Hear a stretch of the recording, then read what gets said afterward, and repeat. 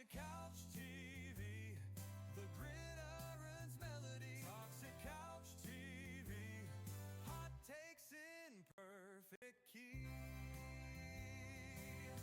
That QB's cold, but he still got soul. Defense wins when the nights turn old. Ooh, the game's on a roll. Ba-da-dum, ba-da-dum, boom, boom. Now here's the breaking news. Don't change that view. And don't change that view. Toxic Couch TV, your weekly show with glee. Colton and Alex, harmony.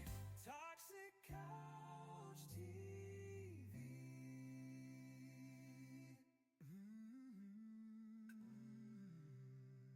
Stay tuned, folks.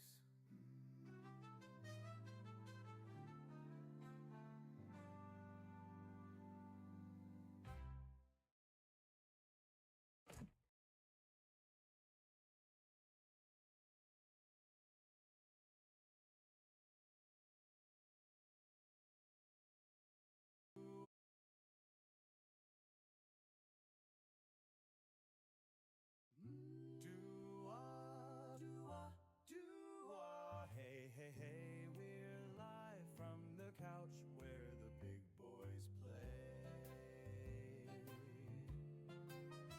Colton Heinrich, sharp as a tack. Alex Blackwood's got the stats to back. We're tossing hot takes like a perfect pass. Talking touchdowns, tackles, and a little sass. Toxic Couch TV, where the banter flies so free. Toxic Couch TV, you get your sports straight from we. We call the plays before they unfold. Predict the champs, both brave and bold. From Sunday lights to Monday night, we're singing takes that just sound right. Toxic Couch TV, the gridiron's melody. Toxic Couch TV, hot takes in perfect key. That QB's cold, but he still got soul.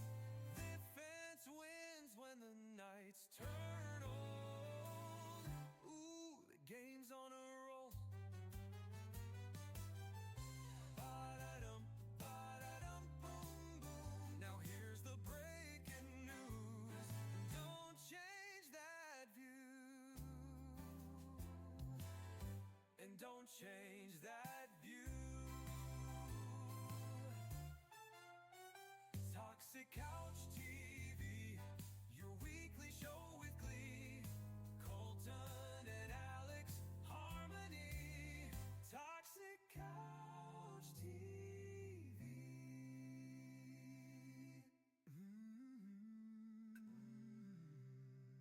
Stay tuned, folks.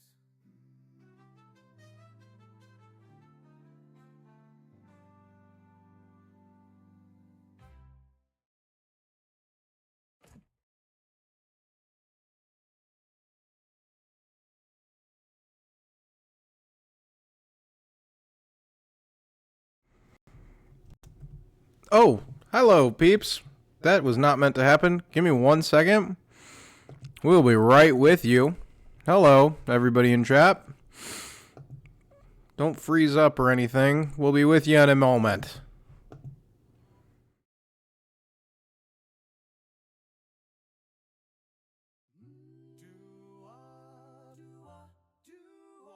Hey, hey, hey, we're live from the couch where the big boys play.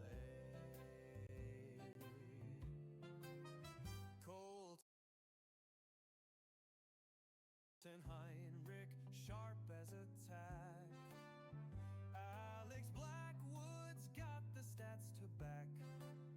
We're tossing hot takes like a perfect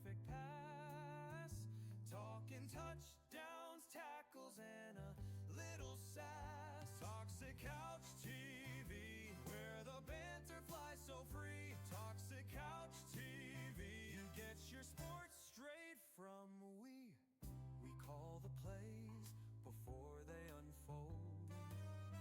Predict the champs, both brave and bold. From Sunday lights to Monday night, we're singing takes that just sound right. Toxic Couch TV, the gridiron's melody. Toxic Couch TV, hot takes in perfect key. That QB's cold, but he still got soul. Defense wins when the nights turn old. Ooh, the game's on a roll.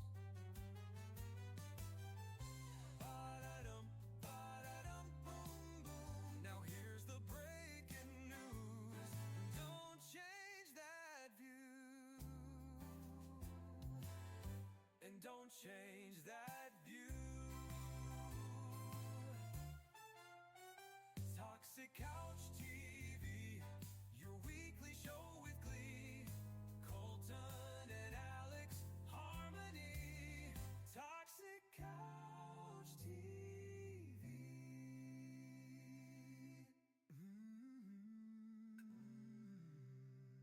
Stay tuned, folks.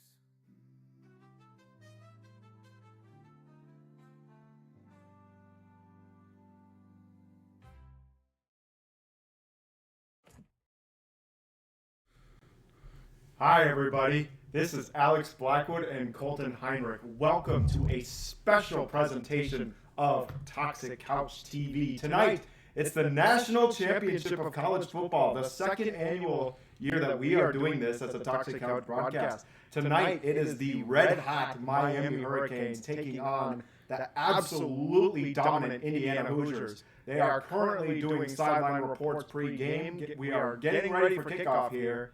It is about 6:50 right here. And now the starting lineups, let's go over quick for Indiana. At quarterback number 15, Fernando Mendoza. At running back number 1, Roman Hemby. At wide receiver number 13, Elijah Surratt. Number 7, E.J. Williams Jr. And number 3, Omar Cooper Jr. At tight end, number 37, Riley Nowakowski. At left tackle, number 65, Carter Smith. At left guard, number 62, Drew Evans. At center, number 78, Pat Coogan. At right guard, number 74, Bray Lynch. And at right tackle, number 72, Adedamola Ajani. Indiana has deferred, so actually they are going to kick off. And out for the kickoff will be number 35, Brendan Frank. Miami has been absolutely dominant on offense. They have won 7 consecutive games, with Carson Beck being 319 for 435 on the year with 3,581 yards, 29 touchdowns, 11 interceptions on the whole year. They have had a 7-game streak, as here to return is kick returner number 0. That is Keelan Marion, as he is brought down at the 28-yard line, so Miami will start. And I mentioned before the 7-game winning streak, Carson Beck has a 15-2 touchdown interception ratio in that win streak. 4-1 touchdown interception in the first 3 CFP games. Let's go over the starting offensive players for Miami. Number 11, we have Carson Beck at quarterback. At running back, number 4, Mark Fletcher Jr. At receivers, number 0, Keelan Marion. Number 7, C.J. Daniels. And from the slot, the elusive true freshman, number 10, Malachi Toney. He has been a sensation. As on first down and 10, here is Carson Beck. He is going to hand it off to Mark Fletcher Jr. And Fletcher is going to break tackles, get a gain of 9, and he is going to be brought down by number 1, Amari Farrell of the Indiana Hoosiers defense. Wow, what a run to start us out. Absolutely. This offensive line of Miami is nothing to scoff at. They have brought them this far. Carson Beck's definitely got a good group of guys protecting him, Alex. Oh, absolutely. And that group is led by right tackle number 61, Francis Maui Goa. He is a top 10 projected pick in this year's draft. Here is 2nd and 1 for the Miami Hurricanes from the 37. Beck, play fake to Fletcher, is going to hand it, is going to throw it to the right side to Malachi Toney, and that will move the sticks. He will be out of bounds at about the 44-yard line. They have impact players up on the screen right now. We just talked Mark Fletcher Jr. and Malachi Toney, the last two with the ball. Elijah Hardy, the linebacker, number 21 for the Hoosiers, and D'Angelo Pons, the man who took Oregon's first play from scrimmage back for a touchdown in the last game, the Peach Bowl. Yes, I can't agree more with those impact players. As here on 2nd down, this will be a gain of 1. A carry by Mark Fletcher Jr. and brought down by D'Angelo Pons, who is celebrating like crazy as he deserves to be. Shannon Dawson, the offensive coordinator for the Hurricanes, and they have just been excellent. Bryant Haynes, the defensive coordinator. The Hoosiers are 2nd in sacks right now in all of FBS with 45, only behind Miami with 47. 2nd and 8 for Carson Beck and the Hurricanes. They've got that extra tight end in there, Alex. Watch him run that route. Carson Beck's looking at him. He's going to throw over to his right, and Malachi Toney, is he going to bring this in? No, he will not. It'll be 3rd and 8. Alex, you can see that they're concerned a little bit with the pass rush, but their edge rusher actually bailed out, absolutely cooking up the defense, having an edge rusher who is definitely over 280 pounds dropping back into coverage. Yeah, definitely something to look out for here. The Hurricanes are 7 for 21 in 3rd down conversions from this long or longer. Carson Beck is going to throw. Malachi Toney, there he is again. It is going to be a gain, but nowhere near enough, as they are still behind midfield, as that will be a 4th down. Man, Alex, they tried to hit him on that in route there, and it just did not work. Great break, great release, but I mean, the defense that was dialed up was ready to go. Carson Beck was saying before the game about how much he feels like he's a technician reading the defense. He hit the right route. It's just the defense had it ready, had it dialed up. Now out to punt for Miami is number 94, Dylan Joyce. Back to return for the Hoosiers is number 0, Jonathan Brady. This is a nice punt that is fair caught inside the 5 at the 4. So the Hoosiers, they're gonna have quite the workload to start out. Yeah, but a nice 3 and out, Alex. Honestly, Fernando has quite the. He's up 1 possession right now, as far as I'm concerned. Colton, you know I got the stats to back, so let me give you some stats. Fernando Mendoza is 257 for 352. This includes the playoffs with 3,349 yards, 41 touchdowns, and 6 interceptions. 41 is unheard of at the college level. Let me tell you, Fernando Mendoza has been impeccable, and there is a reason why he is projected to be the number 1 overall pick. There is a reason why Tom Brady is there today. He is deciding exactly why Fernando Mendoza is going to be that number 1 overall pick. And we're big NFL fans here, so we know that Tom Brady is going to have a field day with Mendoza. It is going to be a lot of fun, those two. Absolutely. I'd be interested to see how much of a say Tom Brady's got when it comes to this Raiders team. But obviously, part-time owner on the field right now, Fox commentator. So this is a big part of his job tonight, I can only imagine. I'll give out some more stats for you from Mendoza. Just crazy. I know we like to be excessive here at Toxic Couch. I know. Fernando Mendoza, in his past 2 college football playoff games, that would be the Rose Bowl and the Peach Bowl, has thrown for 8 touchdowns and 5 incompletions. He's been impeccable, Alex. I mean, how can you say it? He's on a run to have one of the best. I lost my train of thought. He's on track to have one of the best and greatest seasons of a college quarterback ever. And you mentioned Tom Brady before. I always talk to you about how there might not be a better person at having full control over the field than Tom Brady. Fernando Mendoza, I think, could give him a run for his money at this rate. Yeah, I mean, I'm super excited for Fernando, and honestly, there's not a more wholesome person that this could be happening to. And he has plenty of weapons today. Number one, Roman Hemby, the running back, is going to be great on the run game. He's projected to be a day 2 pick in the NFL draft. He has 1,060 yards on the year, the first Hoosier running back to do that since 2018. At the left side receiver, he has Elijah Surratt with 62 receptions, 802 yards, and 15 touchdowns, which leads FBS. As we are now back from commercial, and yes, they have that graphic on the screen now. Fernando Mendoza in his first 2 CFP games with 8 touchdowns and just 5 incompletions. And boy, is this offense going to be super fun to watch. They're going to start from the 4 with a 1st and 10. In the huddle, they come out. This Miami defense, you can just see it, is staring them down.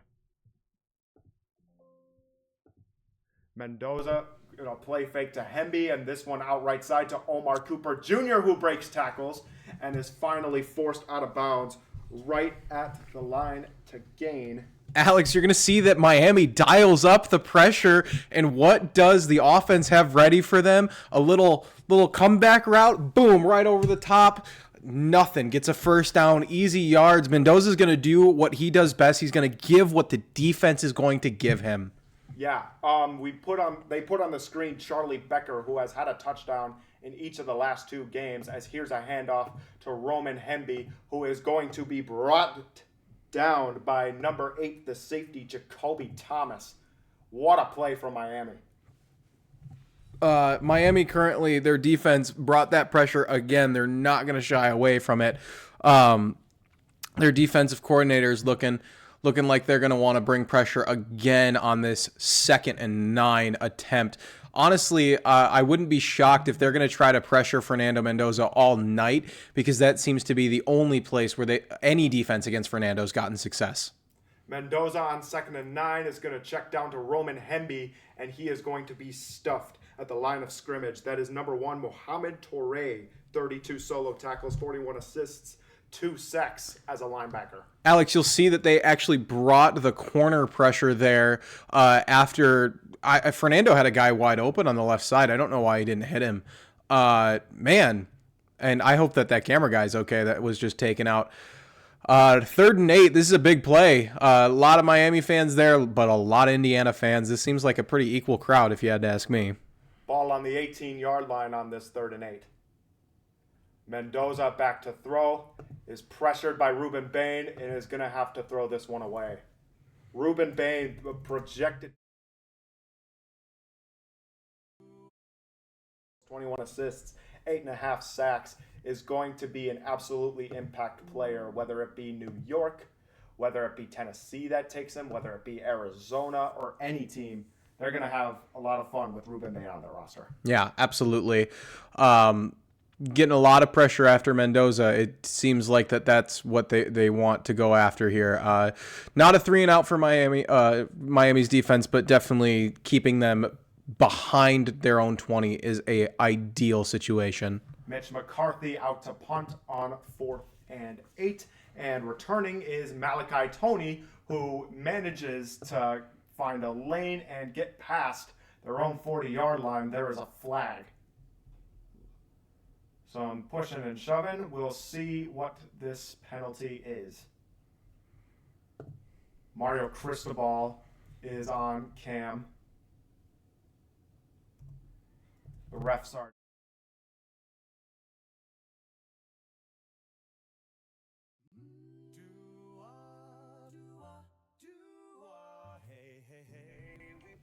Pardon.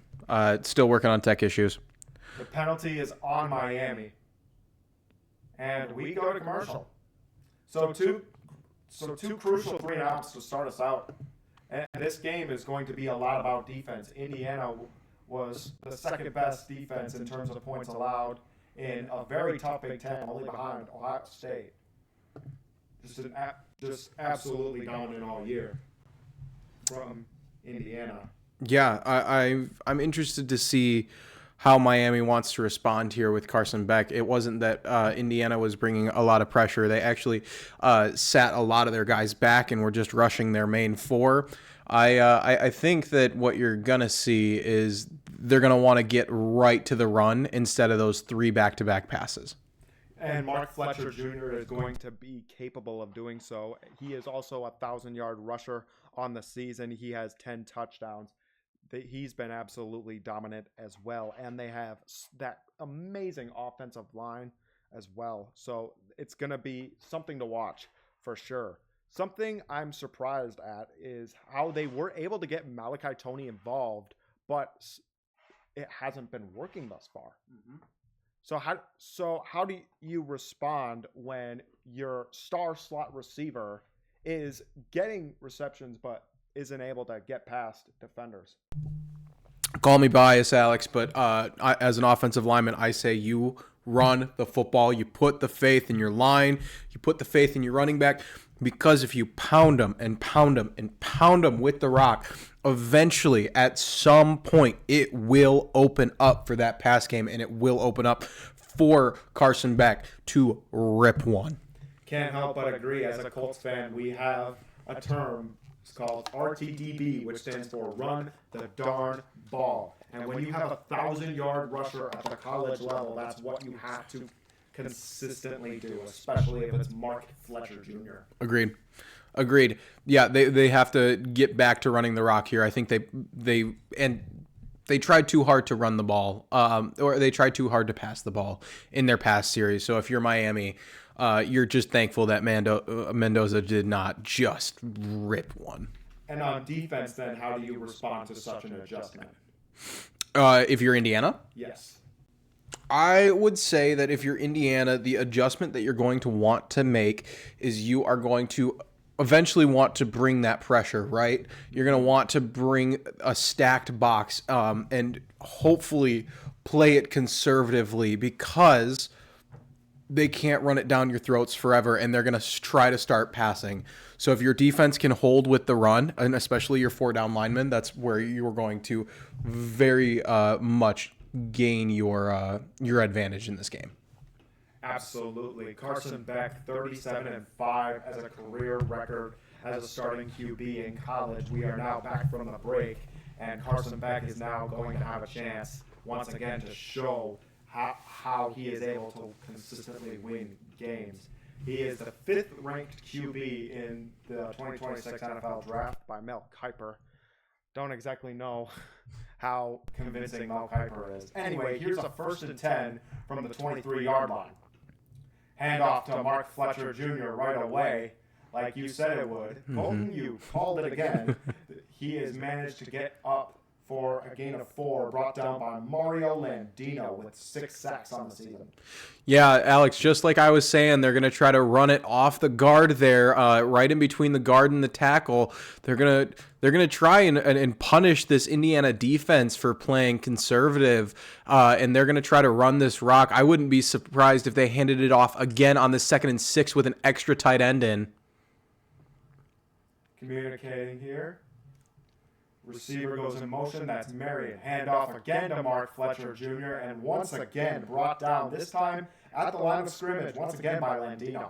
Alex, that's the defensive counter that I was telling you about. You're going to want those 4 down linemen and then that extra guy on the outside as a possible run option. Obviously, you want those 4 guys to beat the 5 big offensive linemen up front, and you saw exactly what happened when Miami's offensive line could not get that push. It's 3rd and 5. I also wouldn't be shocked if they ran it again here. Ball on the 28-yard line would be a pretty good decision if you ask me. Ooh, Indiana's dialing up pressure, Alex. Right up the middle. And he bails. Beck in with plenty of time, throws deep over the middle, and this one is incomplete. It was intended for Marion, broke up by the strong safety, Lewis Moore. Man, Alex, this Indiana defense is impeccable. They bent a little bit, but holy crap, they definitely did not break. They gave up that first big chunk run, and then exactly what I thought was going to happen. You've got the 4 big guys up front who do get it done. Yeah, no doubt that's what Indiana's been doing all season, and now it results in another Miami punt. As it looked like a max protect. Interesting. That's a fun. That was an interesting audible. And it is going to be fair caught once again by Brady at the 29-yard line, and that's where the Hoosiers will start.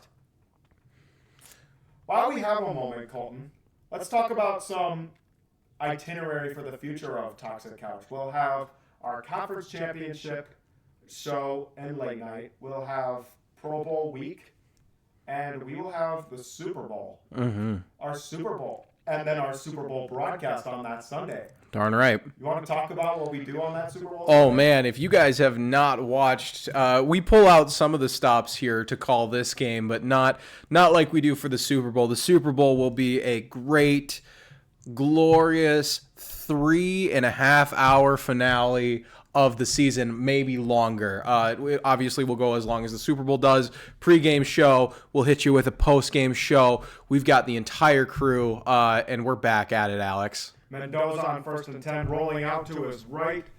Will likely get a flag. No, yes, there comes the flag. He threw to his right side. It was incomplete. Won't matter. This will likely be a 10-yard penalty on Indiana. Absolute dastardly hold there by the tackle. That would be a Johnny. A Johnny. Sorry, that would be the backup, Khalil Benson. Gotcha. Absolute egregious hold. But as I like to say, I'd rather take a hold than give up a sack. But that's going to really put a damper on this drive for sure. It's not what you want to see if you're Mendoza here. Definitely better on 1st down as opposed to like 3rd down. But yeah. There's not much you can do against Ruben Bain. It's kind of whatever you got to do, you know? It also doesn't help when Mendoza is rolling out. Mm-hmm. That is very true. So now 1st and 20 from the 19-yard line. Play fake, and Mendoza will throw to the middle. And Omar Cooper Jr. is going to run all the way up to the 44-yard line, and he is going to move the sticks for Indiana. Wow, Alex, you make one guy miss, and look at what happens. He puts the entire defense on skates, gets one of the cornerbacks to bite at the wrong spot with the play action.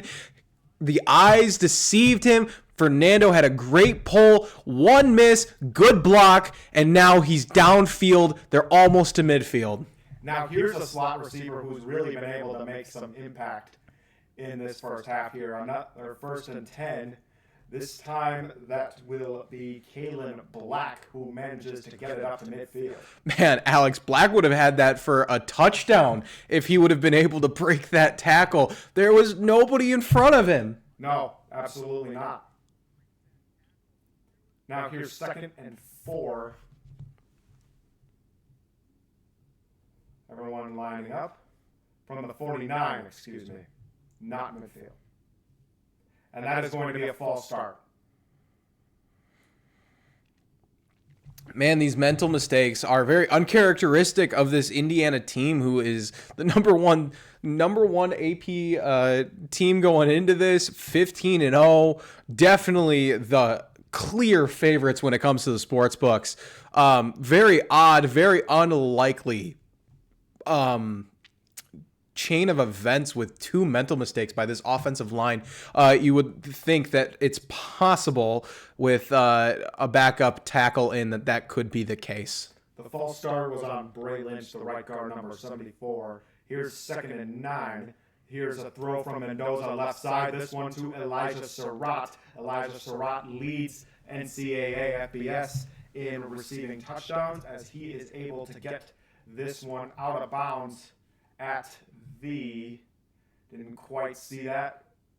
That looks like the 47. 47, yes. Of Miami, if I'm not mistaken. Yes. You could, man, Alex, the more I watch Mendoza play, the more and more impressed that I am. He could feel that pressure on his backside, ripped the ball to his hot route, and I love it. Moving the sticks here on 1st and 10. Roman Hemby is going to get a carry down at the 42 of Miami. Alex, what I was saying about Mendoza, this is a guy that is going to be great for a really long time, it feels like. It feels like Mendoza is a name that we'll be hearing in our sleep. I genuinely, I am blown away by his ability in the pocket. I'm blown away by his off-schedule throws. I mean, look at this. They're running an NFL-style offense in college, getting it done. On 2nd and 7, Mendoza towards the middle. That is the Marquette University High School graduate, Riley Nowakowski, moving the sticks and taking 6 Miami Hurricanes with him to the ground. Yeah. Alex, what was I just saying? They are running this NFL-style offense. You get Nowakowski on the release. How many times have we seen a guy like George Kittle or Tucker Kraft or Travis Kelce run that exact same route when their team needs the 10 yards, goes and gets it? I mean, this is what you expect if you want to see a player playing at higher levels. Shout out Riley Nowakowski. Him and I went to the same high school. Omar Cooper in motion, play fake, the throw left side to Elijah Surratt. They are now inside the 30-yard line. I'm going to harp a little bit on this NFL take here. Did you see how he tried to get both feet down? They are training that, not just one, but two. They're preparing them for the next level. Look at that. Unbelievable by Surratt there. Elijah Surratt expected to be a day 2 pick. Obviously, that could change, especially with a big game here. Here's 2nd and 5 from the 28. They're inching closer. Mendoza from an empty backfield was pressured, hit on the throw, and took a little bit to get back up.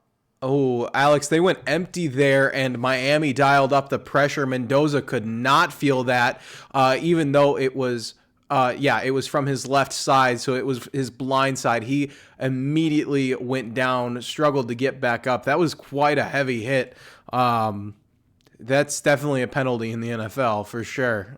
Mohamed Toure with the hit also went on pressure. It was Ruben Bain. Here is 3rd and 5. Omar Cooper going in motion.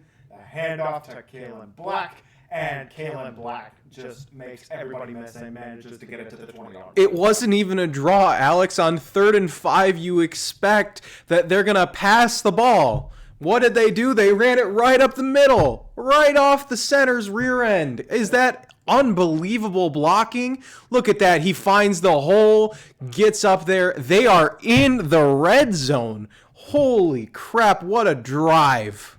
Great job on the left side of the O-line. Carter Smith potentially going in the first round. They have an extra offensive lineman in the game and a tight end. That is correct. Mendoza hands it off once again to Kalen Black. Oh, Mendoza just got hammered.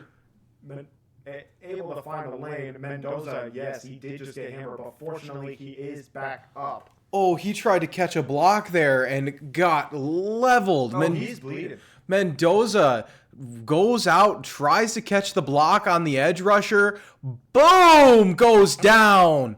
But gets the edge rusher to slow up enough that he gives his guys a chance. In the that's crazy. You never see a quarterback putting their body on the line for their team just to catch a block for an extra 2 yards. That's number 8, the safety Jacoby Thomas on that hit.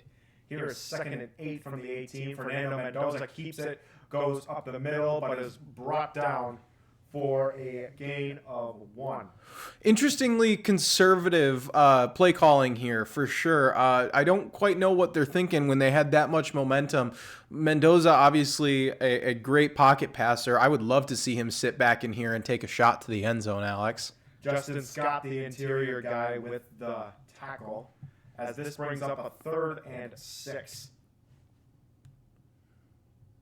Fernando Mendoza, oh wow, he is bleeding. He looks like Daniel Jones out in Germany. They dial up pressure, Alex. Black in the outfield. Mendoza throws to his right, one-on-one ball to Charlie Becker, but this one is incomplete. Almost picked off, Alex. He honestly, I don't know why Mendoza didn't lay that ball up a little bit higher. He almost put it right in the defense's hands. That's almost a catch. Look at that. If Mendoza throws that to the back corner of the end zone, he's got his receiver with a chance there. O.J. Frederick Jr. with the breakup there, and it will likely result in the Hoosiers kicking. Nico Radetich is 21 for 22 inside 40 yards. Looks like definitely a great NFL prospect.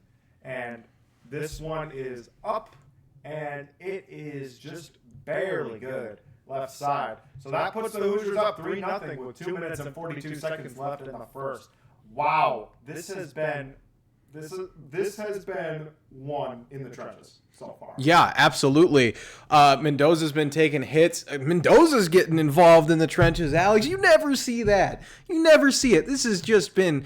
I love watching this team. Obviously, this game's not over yet. But we've seen with this Indiana team, wow, they can get going, can't they? No, and they could go and rip it. Mm-hmm. Definitely a unanimous pick for player of that drive is Kalen Black, managing to able to get through some of the craziest holes that I have seen this season. Yep, I'm with you. For sure, able to get the push up front. And obviously won and lost in the trenches. That's why it didn't result in a touchdown. They couldn't get it done in the trenches. Got the short yardage while they were in the red zone, but obviously couldn't convert. Mendoza with a unlikely mistake. Throwing the ball a little bit short instead of laying it up. I wonder if those few hits that he took, definitely a good thing that he's coming off the field just to recuperate a little bit. Now, do we think Miami will respond the same way? That's a great question. It depends. If they decide that they're going to come out and run the ball again and try to get it going in the trenches, obviously, if you're a coach, you're thinking stick to the base plays, right? The first 15, the first scripted plays didn't work. So what we're going to do is we're going to go out there, we're going to stick to our base plays, and hopefully we crack one here. Obviously, that's not always going to be the case. Especially against a defensive unit like the Indiana Hoosiers, who have not lost a game this season, for sure. For a reason, defense does win championships, but they're going to have their offense win this game for them. Yeah, they're going to have to work, really put in that work, and get as many people as they can involved. Absolutely. I just totally lost my train of thought. That's okay. We're on commercial break. It's not like there's anything super big going on yet.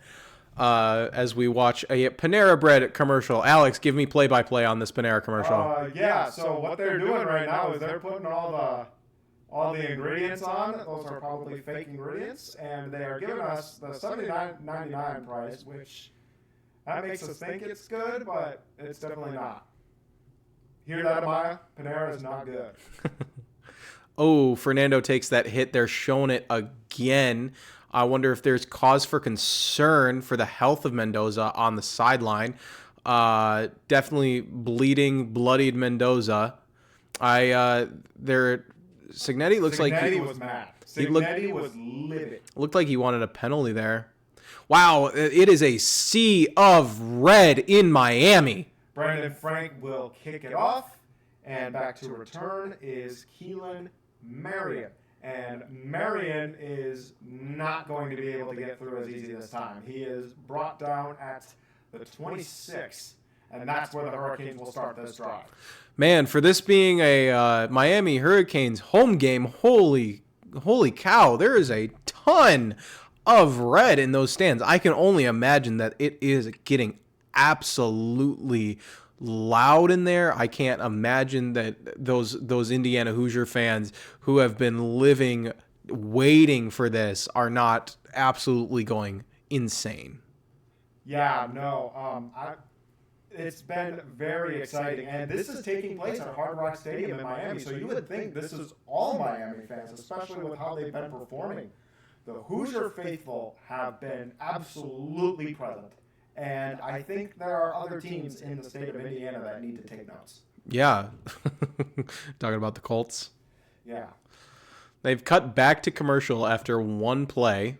Currently seeing an Apple commercial about how Apple products can help you with your disabilities. That's so nice. Yeah. Yeah, no, this is yeah. The cut to commercial there was a really interesting choice for sure. Yeah. I don't understand it. And now we have another fast food commercial. Mm-hmm. Subway. Yeah. Eat fresh. When we don't have anything planned for commercial breaks, so we're gonna sit here, chat it up like it's a podcast, and then we'll get back to it. How do you feel about Miami's O-line so far?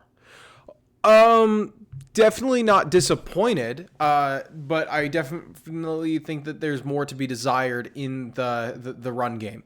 The pass game's been fine. They haven't exactly gotten a whole lot of pressure up into Carson Beck's face, but you got to get push, right? So, for example, this year with the Packers, Jordan Love not frequently pressured when his O-line was 100% healthy, but his 100% healthy O-line could not get any push on the run game, right? And Josh Jacobs suffered from it. The whole team suffered from it. So, definitely what I would call a get your head out of your rear end moment. We're in the national championship.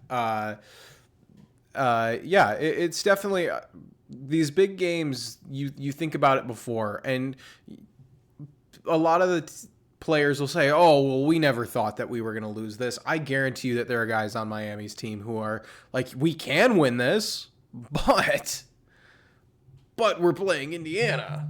So it's just you got to shake that mentality. So we're coming back from commercial. They're doing a thing about Martin Luther King Day on the screen. That's right. It was Martin Luther King Day. Martin Luther King Day. Yet WLC still has school. Yeah. Oh well. Let's take a quick moment to say that today's special broadcast of Toxic Couch TV is brought to you by Heinrich's Harmony. Heinrich's Harmony offers private piano, guitar, and voice lessons rooted in a Christ-centered approach to music education. Whether you're a beginner or an experienced musician, you'll find lessons that help you grow in skill and faith. Learn more or sign up today at stepstograce.com and scroll to Heinrich's Harmony. As Carson Beck will throw on first down, it is bobbled around, almost brought in by the tight end Alex Bauman, but that will be incomplete. It was almost brought in by a few different Hoosiers as well. They got lucky. That was about an inch away from being picked off, Alex. Yeah, no, the Elijah Hardy, the linebacker, making the big play to tip it. That wasn't even a play action, Alex. I think that Miami's getting a little scared here, trying to force the ball instead of handing it off like they probably should have there. And the stats show it as Carson Beck is 2 for 5 right now. And here's another force that's going to be incomplete towards the right side. The intended receiver was C.J. Daniels, but easily broken up by D'Angelo Ponce. Wow. Incredible coverage on the play, Alex. Look at that. Oh, man, there might be a little bit of an argument for a hold there, but did you notice that the defense also dialed up pressure? Definitely a hold. Oof. Yeah. Man. In real time, that's hard to catch. Look at, you're wearing white gloves against guys wearing white jerseys. They're never going to call that. D'Angelo Ponce is very aggressive, and it definitely showed, which has its benefits for sure. Here's 3rd and 10 from the 26-yard line, and Carson Beck is brought down. Aiden Fisher, one of the centerpieces for this Indiana defense, is able to get home down the middle. Alex, I've been saying it all game. Indiana's going to keep dialing up the pressure, and there's nothing that they can do about it. He runs right past the running back. Look at that. Man, unbelievable. Miami is forced to punt yet again. Carson Beck took a heavy hit there, too. Mm-hmm. Yeah, they're way back now.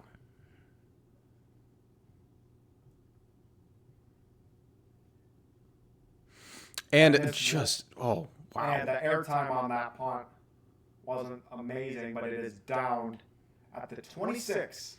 So one drive starts at the 26, and now Indiana starts from the 26. Very interesting, flipping the field like that.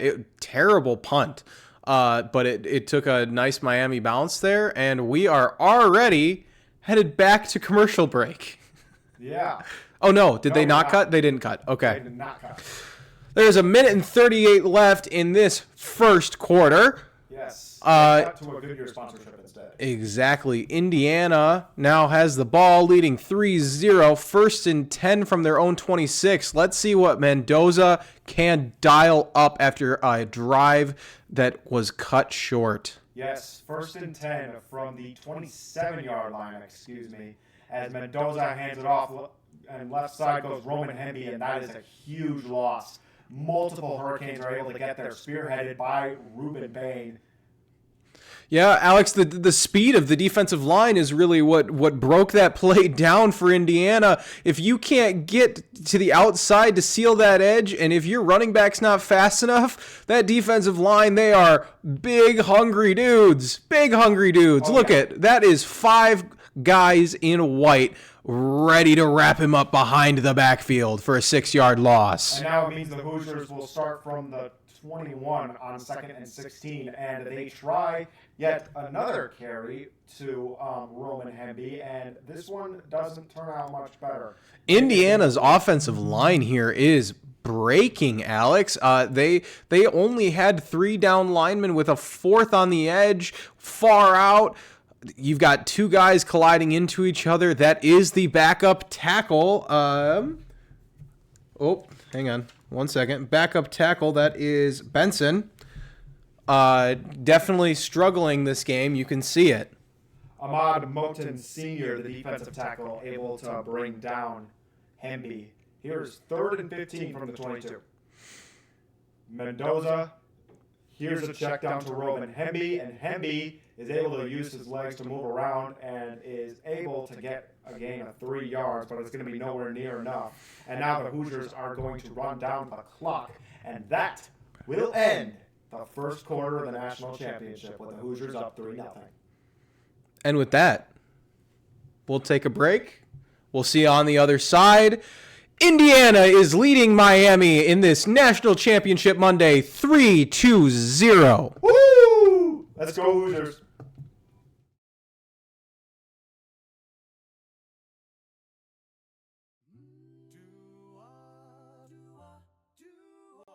Hey, hey, hey, we're live from the couch where the big boys play. Colton Heinrich, sharp as a tack. Alex Blackwood's got the stats to back. We're tossing hot takes like a perfect pass. Talking touchdowns, tackles, and a little sass. Toxic Couch TV, where the banter flies so free. Toxic Couch TV, you get your sports straight from we. We call the plays before they unfold. Predict the champs, both brave and bold. From Sunday lights to Monday night, we're singing takes that just sound right. Toxic Couch TV, the gridiron's melody. Toxic Couch TV, hot takes in perfect key. That QB's cold, but he still got soul. Defense wins when the nights turn old. Ooh, the game's on a roll. Ba-da-dum, ba-da-dum, boom, boom. Now here's the breaking news. Don't change that view. And don't change that view. Toxic Couch TV, your weekly show with glee. Colton and Alex, harmony. Toxic Couch TV.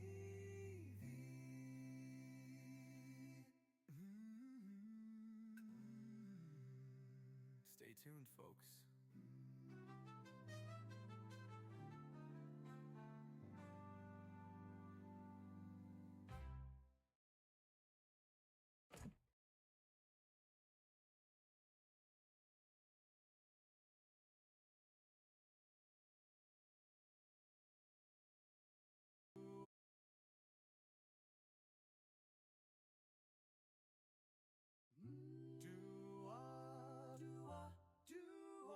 Hey, hey, hey, we're live from the couch where the big boys play. And with Spreckers in hand, we bring you back to the start of the second quarter. Here it is 4th and 11 for the Hoosiers. They are getting ready to punt. Mitch McCarthy out to punt for the Indiana Hoosiers. Malachi Tony returning punts tonight for the Miami Hurricanes. Tony manages to get it out to the right side, makes a couple people miss, moving around the field, is able to make more people miss all the way up to the 42-yard line, and then is finally brought down. Wow. Some elusive play. But special teams are sometimes the difference in these games, right, Alex? That's the way he was able to recover and manage to get as many yards as he did. Yeah, and he's not down by contact. He's lucky he didn't have his leg broken by the blocker that was blocked right into him. Yeah, so now for Miami, it'll be 1st and 10, and we're hoping that they can get the run game more involved now. Definitely. That is the hope if you are Miami. Oh, there's a call coming from the field. They just signaled a first down. What that means, I don't know, because we're not connected. Yeah, I'm trying to make sense of what just happened. Yeah, I have it's no idea. It's definitely hard to with the TV on mute. we would love to be able to hear what's going on, but we can't for legal reasons. For legal reasons. Yeah, Alex, they've got to be able to run this football. Right now, Miami has 18 yards compared to Indiana's 82, and 9 of those are rushing. C.J. Daniels goes in motion, handoff to Mark Fletcher, but once again, he is stopped at the line of scrimmage by Aiden Fisher, the man with the sack before. I'm bringing some more energy now because he deserved it at the sack, but boom. Boom, baby. That's right. And it feels like Indiana kind of understands that they got to get this run game going. Absolutely. Here's 2nd and 9. It was a penalty on Miami. That's why they're backed up now, as here's a pass right side to C.J. Daniels, and he is going to be brought down by the safety, Lewis Moore. Alex, Carson Beck gave what the defense, or took what the defense gave him, which wasn't much, but it does set his team up for 3rd and 2. If you had to deal with a 3rd and 2, I mean, you'd want it to be that short yardage, right? This is pretty doable for Miami. Yeah, absolutely. And now here's 3rd and 2. They'll start from the 39, as here's a handoff to Mark Fletcher Jr., and they will not get the first down. It's that run game that I keep harping about, Alex. Miami can't get it done. They're trying their best, and look at where it got them. Excuse me, that was not Mark Fletcher. That was Sharmar Brown, the 2nd running back on their depth chart. You could see that Indiana dials up the pressure and throws an exterior twist in there. It is too overwhelming, too much for the offensive lineman's eyes to see, and Indiana comes up with a crucial stop. Mikal Camaro was there on that hit. Aiden Fisher as well. 2 centerpieces of the Hoosier defense, and now it's Miami's turn to punt once again. And back to return is Jonathan Brady, who will once again fair catch. And so the Hoosiers will start on their own 19-yard line. I'd love to see Miami dial up some pressure here on Mendoza like they have. I do believe that is going to get it's going to get this job done on this drive. You could see a quick 3 and out if you keep pressuring Mendoza. Yeah, with guys like Ruben Bain and David Blay and Ahmad Moten, all of those guys, and Akeem Messidor, who have all already made plays thus far. Mohamed Toure has been able to get multiple pressures so far on this offensive line. Carter Smith, Drew Evans, Pat Coogan, Bray Lynch, and Ajani and Khalil Benson. You may remember Pat Coogan from last year's national championship. Pat Coogan is actually a transfer from the University of Notre Dame. So actually, we get to see him play as a center twice in a row. Shout out to Coach Nate for telling me that the score box was not updated. I appreciate that. Sometimes I just hope that those things will happen automatically. I forget that I have to do them. Thank you, Coach Nate. We love you. You have been a loyal member of the Toxic Couch for many years. Oh, geez. We're so echoey right now. No. So echoey. Let me see what I can do to fix that. Trying to fix the echo. Trying to fix the echo. All right. We're going to talk. We're going to talk Talkie talk. Testing. Yikes. Alex, give it a shot. We're going to talk. Testing. Deion Sanders is on a commercial about Fairfield by Marriott. Okay, now just sit back a little bit, Alex. Sit back a little bit and see if that'll work. Maybe. Gosh darn it. Fernando Mendoza is going to lead the Hoosiers to a win. Let's see. Is this going to fix it?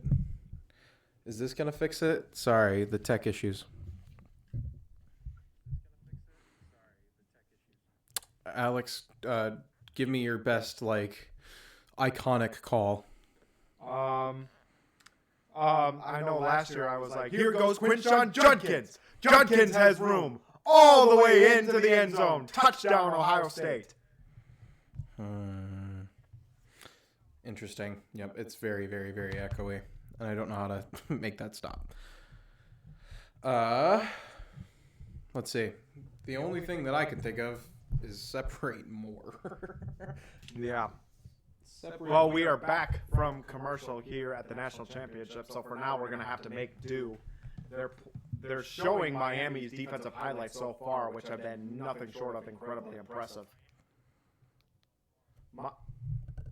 Fernando Mendoza has already been pressured 4 times by Miami, was pressured 5 times total by Alabama, and 6 times total by Oregon.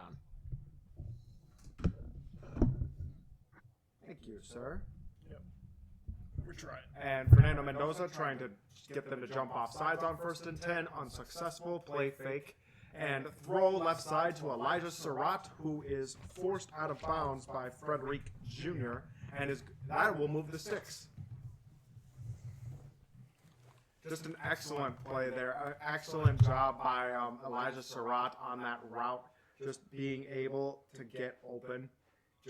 Able to beat Jacoby Thomas there, and it brings up another 1st and 10. Fernando Mendoza is 8 for 11 on the day with 78 yards already. He is going to continue to cook. Here's another fake handoff, another one to Surratt, and that one is dropped. O.J. Frederick Jr. once again on coverage. Yeah, once again, a great route, but also great coverage by Frederick.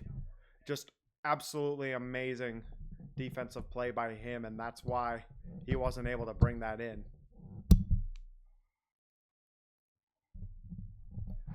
Ball on the 27-yard line of Indiana on 2nd and 10. Mendoza throws to his right side, brought in by Nowakowski. Nowakowski makes multiple people miss a tackle and is finally brought down a yard short of the line to gain.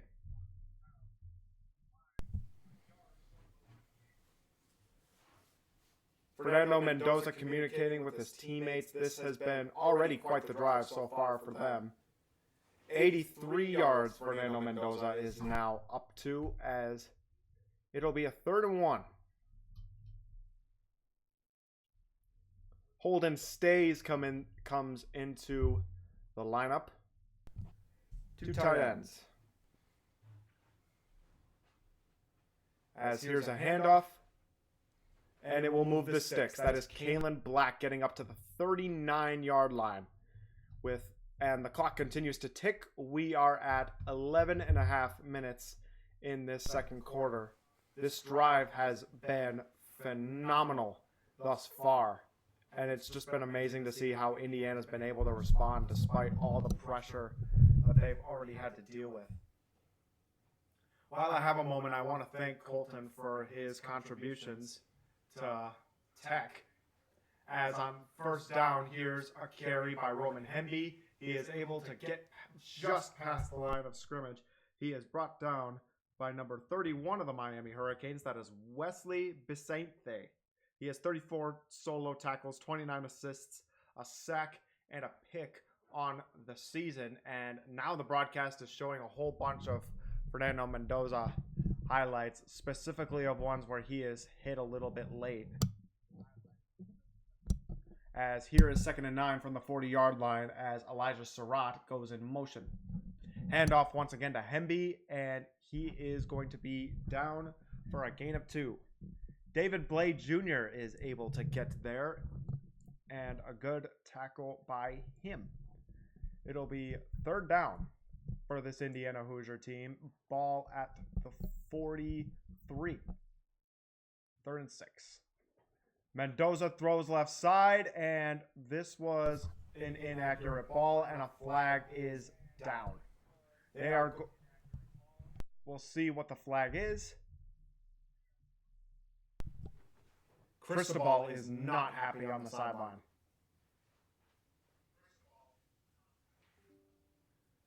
And that is going to be pass interference on Miami. That is O.J. Frederick Jr., who, looking at this replay, was definitely grabbing on to Surratt. The throw wasn't incredibly accurate. Frederick could have had that interception as well. Wouldn't have mattered either way. Automatic 1st down. It is going to get them up to the 46 of Miami. But now on 1st down, down goes Roman Hemby way back. That is Ahmad Moten Sr. able to get there for the loss of 4. And on the replay, it isn't even that much of a collapse on the O-line. It's just Ahmad Moten Sr. able to get through. And now here's 2nd and 14. Ball at midfield. Omar Cooper Jr., originally in running back position, goes out to motion right side. Roman Hemby gets the carry, and he is going to be up for a gain of 1. Ruben Bain once again on the screen. Ruben Bain able to spike inside. Make a great play. Great discipline out of Ruben Bain. Staying at home, waiting for the runner to come to him. Just excellent discipline out of him. That's why he has the potential to be a top 5 draft pick. Here's 3rd and 12.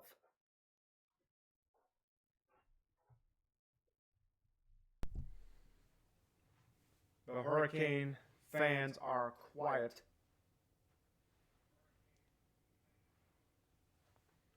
And we have gone to commercial. Was there an injury? I'm not sure. We were on mute. There may have been an injury. It didn't show anything on the screen about any injuries, but yeah, I'm going to assume that there has been an injury timeout. Not sure who it is for. But now we are on commercial.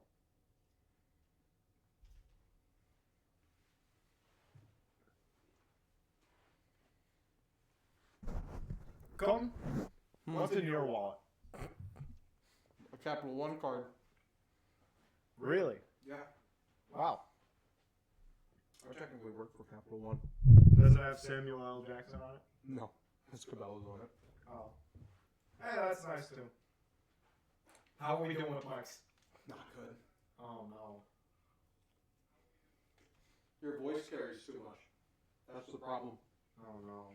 There's nothing I can do.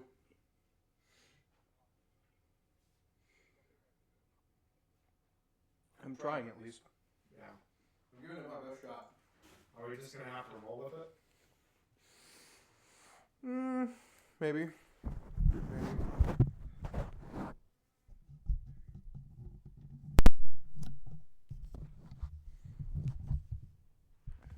Want to bring to your attention one defensive player for the Hurricanes that has been making a lot of plays, and that is their safety, Jacoby Thomas. We already saw a whole bunch of great hits out of him. Very physical. He had that one hit on Fernando Mendoza that was late, but he definitely showed the physicality. He definitely came ready to play. Thank you, sir. As now we are on the Dr. Pepper commercial. And we are back from commercial break. This Fernando Mendoza actually lives 2 miles away from University of Miami. Isn't that a crazy stat? Mm-hmm.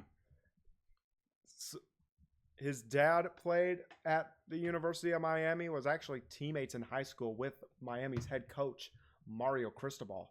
Mario Cristobal has also won 2 national championships with the University of Miami. Christopher Columbus High School, Fernando Mendoza's high school, having a watch party for him. For his dad, Fernando Mendoza, in the crowd tonight. 9 minutes, 8 seconds remain. It is 3rd and 13 as we come back from commercial. I did not manage to see who the injury was on. Ball on the 48, and it looks like the Hoosiers may have gotten a free play. Mendoza throws towards the middle, and it is too high for Omar Cooper Jr., but it won't matter. So while they discuss this flag, I have a solution for our problem. What is it? You know this mute button? When I'm talking, you have to mute yours. When you're talking, I have to mute mine. Oh boy. So all right, this is going to be fun. It'll be fun. Or you gotta be like close enough to it if you want us both talking at the same time so that it doesn't criminally echo. Mendoza got folded like a pretzel, but free play regardless. Ruben Bain is the one that jumped. Ruben Bain is very jumpy, but it just shows physicality and being ready. Omar Cooper Jr. in motion on 3rd and 8. Kalen Black, unbelievable. Kalen Black manages to get all the way up to the 21-yard line. Unbelievable. We're going to do a little dance here, Alex. But what was I saying about this running game? Whoever gets it going, whoever wins in the trenches is going to win this football game. I've been saying it pregame, and I'm saying it again. I'll say it all day. Quick pass right side for 1st and 10 to Omar Cooper Jr., who manages to get it up towards the 20-yard line. What an excellent play. And now they're showing the Kalen Black run once again. What a run out of him. And it'll be a 2nd and 7, and the clock continues to tick. We are at 8 minutes and 15 seconds.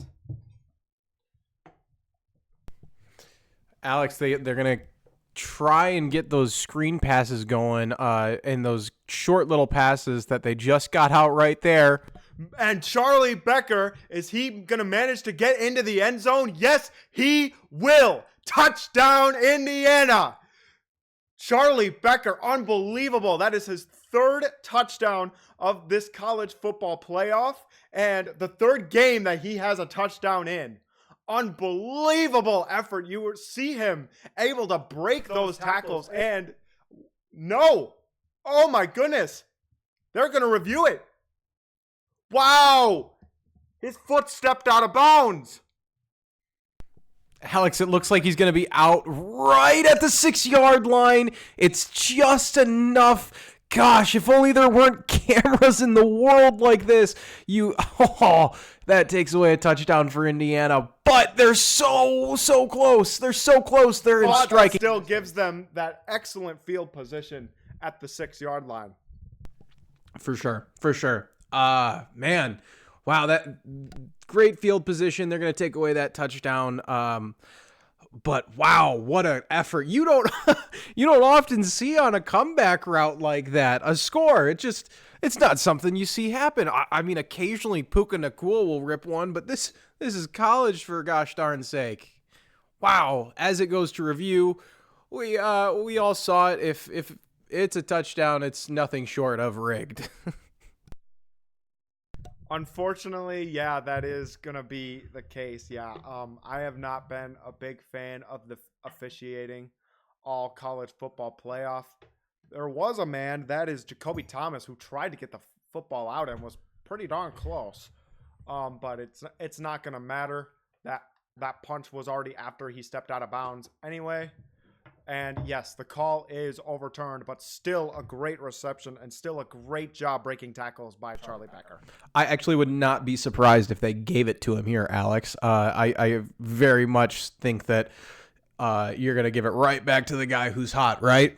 Oh, yeah, he absolutely deserves it. Here's 1st and goal from the 6, the huddle, and they got that camera on Charlie Becker like a hawk. you can only expect that he's going to get it here. Yeah, Alex. Or they're going to run it right up the middle with their running back who they've been trusting all game. Let's see how this unfolds. Becker goes in motion, and he gives it to Kalen Black, and Kalen Black is able to get up to the 5-yard line before being swarmed by a bunch of Hurricanes. There was a little bit of a trench battle there. Yeah, they're going to probably hand it off again here on 2nd and goal, if I had to guess. They're going to keep putting it behind the guys that they trust, you know? They're going to put it behind those big guys up front. It's going to be amazing. Can you imagine? They have put the offensive line through the ringer on this drive. They've expected a lot from him. I don't think that's going to change on 2nd and goal, Alex. On 2nd and goal from the 4-yard line, here's another carry by Kalen Black. Manages to find a lane, but is brought down at the 1. 3rd and goal from their own 1. Alex, can you take a guess at what I might be saying here? Kalen Black, give it to him. Run it right up the middle again, right up the gut. And then this is obviously 4-down territory. You've got to if you're at your own 1. So don't take any chances. Run it right up the gut. Run it behind those guys. They've proven that they can't stop him for a yard or less.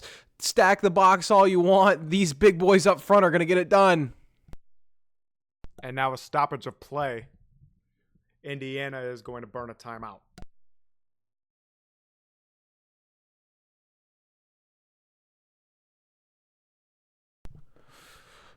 All right, we step away for a 35-second timeout.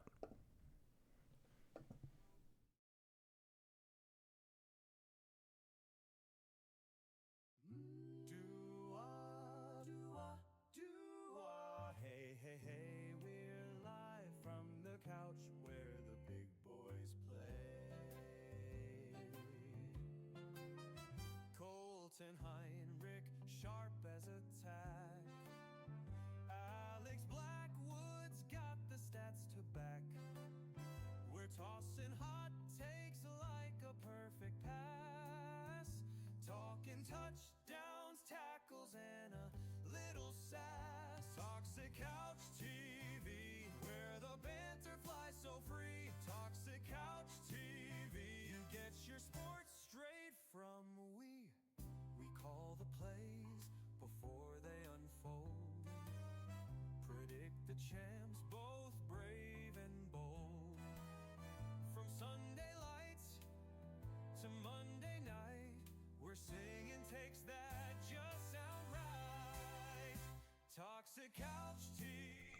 All right, Welcome back, friends. We are holding our mics now. Yes, we're hopefully that's going to fix some of our issues. I'm going to turn down some of the volume so that you don't have to worry about it, and then I'm going to listen in, see if some of the issues are fixed. I think this will fix it though. We love when our tech is having some issues. But it's okay. Because we're Colton and Alex. Oh, actually, and we're problem solvers. believe it or not, this is working so much better having it this close. See? We're just amazing. We're just built for each other. Yeah, literally. Yep, that's fixing a lot of issues.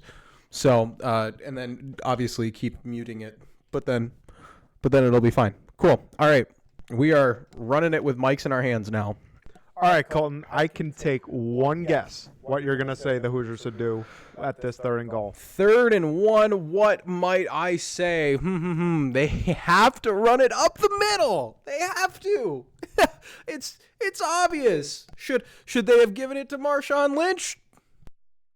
Of course. That's where we are right now. Oh, we are bringing the energy here on Toxic Couch. Can I cut a promo? Yes, you may. All right.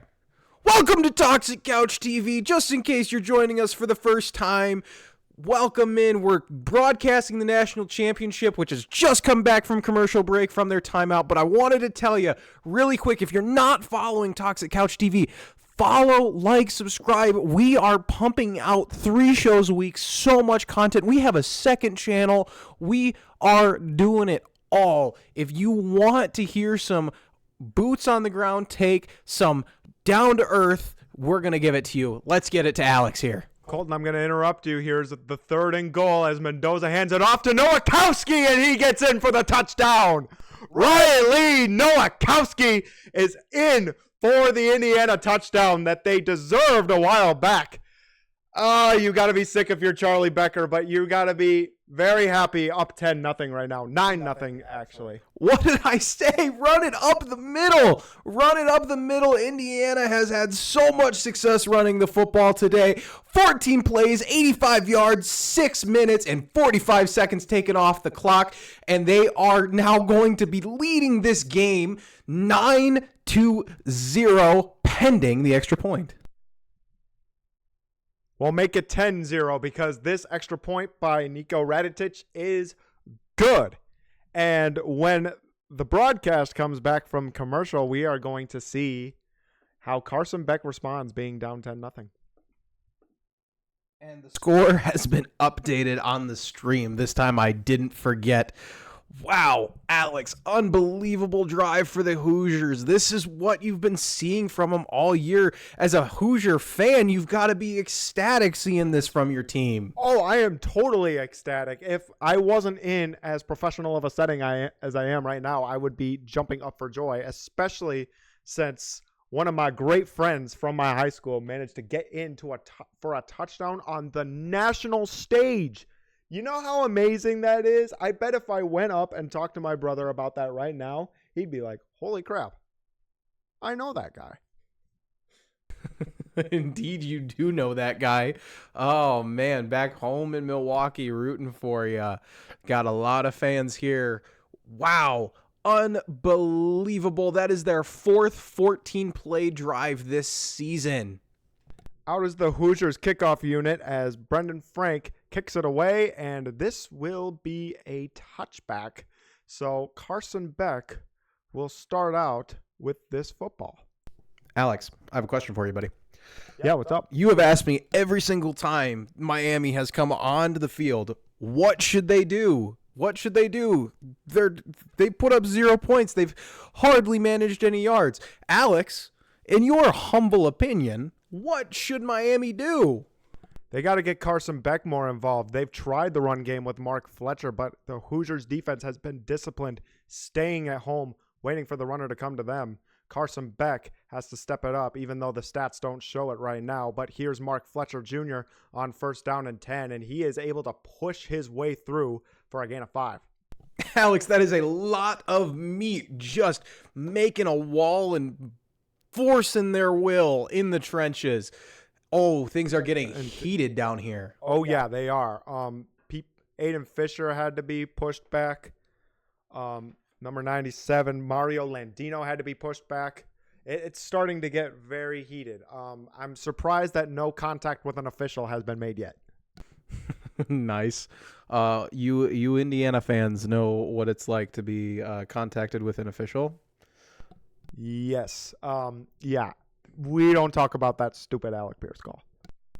Yeah, that was a fun one from the NFL this year. 2nd and 5, 5 minutes remaining with the clock winding.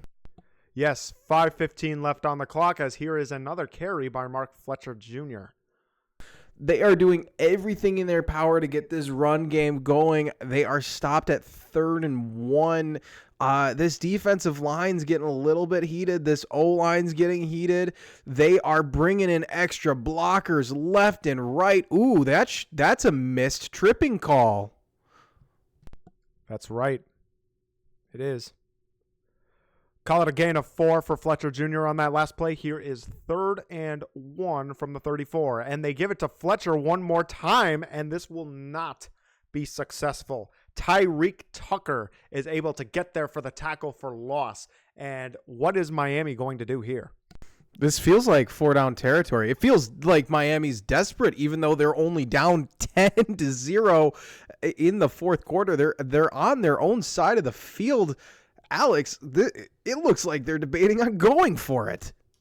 I don't think that's the right move here. You know me. You know how I roll. I'm a conservative guy when I look at stuff like this. But they are actually looking like they're going to either go for it or try to draw them off sides. Yeah, Alex, let's see if they try to draw them off sides here. No, they go for it. Snap the ball, and they try to give it to Fletcher Jr. again, but this... And what's the ruling? He is ruled short. He is short. But on one side, he's ruled good. The officials can't seem to get on the same page for where he was. The official who was closer to him, ooh, that's a bad ruling. A first down, which is probably the right call. Ooh, no, I believe that's going to probably be taken to review. See, this is one of those moments where you wish they would have that digital measurement. Alex, I believe he is short. If he's not short, he is postcardable kind of close. And they're not even going to review this. Kurt Signetti gave these refs a dirty look. Wide open left side on first down for the Hurricanes. That is C.J. Daniels, and that is a big gain for the Miami Hurricanes. It takes one break for momentum to get going, Alex, and watch this. They do the fake play action pass after throwing it, after running it 3 times. They get a guy open in space after the clear route. I mean, that is exactly how you want it drawn up. And if you're Lewis Moore, you got to be seeing that on film and saying, how can I be that far away from that receiver, leaving him that wide open? Here's 1st and 10 from the Indiana 40. Malachi Toney goes in motion from the slot. As here's a check down to Malachi Toney. He is going to try to grab some yards, but is stopped. Call it a gain of 2. Indiana had a stacked box, but didn't even show pressure there. But they still somehow decide to call a jailbreak screen and don't check out of it. When you've got a stacked box like that and nobody's bringing pressure, that's not going to work. They're hoping that they could get blockers out to the outside, but that linebacking core was just too fast, Alex. Miami does not have to run another play before the 2-minute timeout. Which, reminder, Colton, we have to call it the 2-minute timeout, not the 2-minute warning, because it's college. Thank you, college. And that will be the 2-minute timeout, and which likely means we're going to another commercial break. Yay, so far, 300 and oh my gosh, not 300. 3 minutes and 30 seconds for this drive so far, and they have barely made their way down the field. I would think that if you're Miami here, you want a little bit more pep in your step if you start at your own 30 with 5:30 something left to go. I disagree, Colton. I think this is a good situation. If you can give it to Mark Fletcher Jr., who has been consistently giving them those 3-yard gains, just been able to run down the clock while getting first downs, you can absolutely guarantee yourself at least 3 points on this drive to make it a 1-possession game. Yeah, Alex, but it's college. Kicks aren't guaranteed almost like they should be in the NFL unless your name is Brandon McManus. Honestly, I think that I would be playing with a little bit more here. Go get it. Go get it.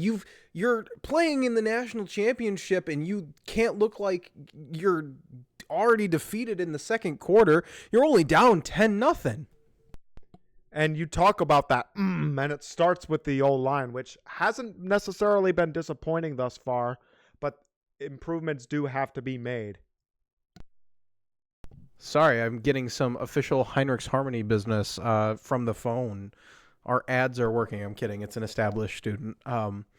Did a phone call today for a little bit of a virtual lesson and just checking in to see how it went.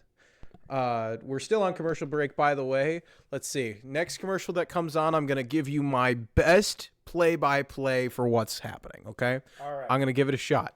All right. We've got Popeyes on right now. And this is a pick and save commercial. They are celebrating after, and just like that, it was done. Known as Kroger for all of our out-of-state fans. Maybe called something different in Illinois. I'm not sure what it is. Not in Illinois. We do not. We have Kroger in Southern Illinois. We used to have Logley, which was owned by Kroger. But then Schnucks and Kroger did a little swappy swap, and we have Schnucks now. Have you ever heard of Schnucks? Yes, I have heard of Schnucks. Schnucks just bought Festival Foods. Ooh. Yeah, Schnucks bought Festival Foods. So you'll expect that. Oh, I was gonna call this, but I don't think I want to call this. It is a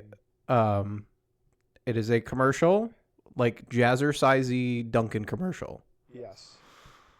Definitely with some endorsements, too. Will be. Oh, and we're back. Kurt Signetti giving us dirty looks like we did anything wrong. We're not the refs, Kurt. He is stone cold, that man.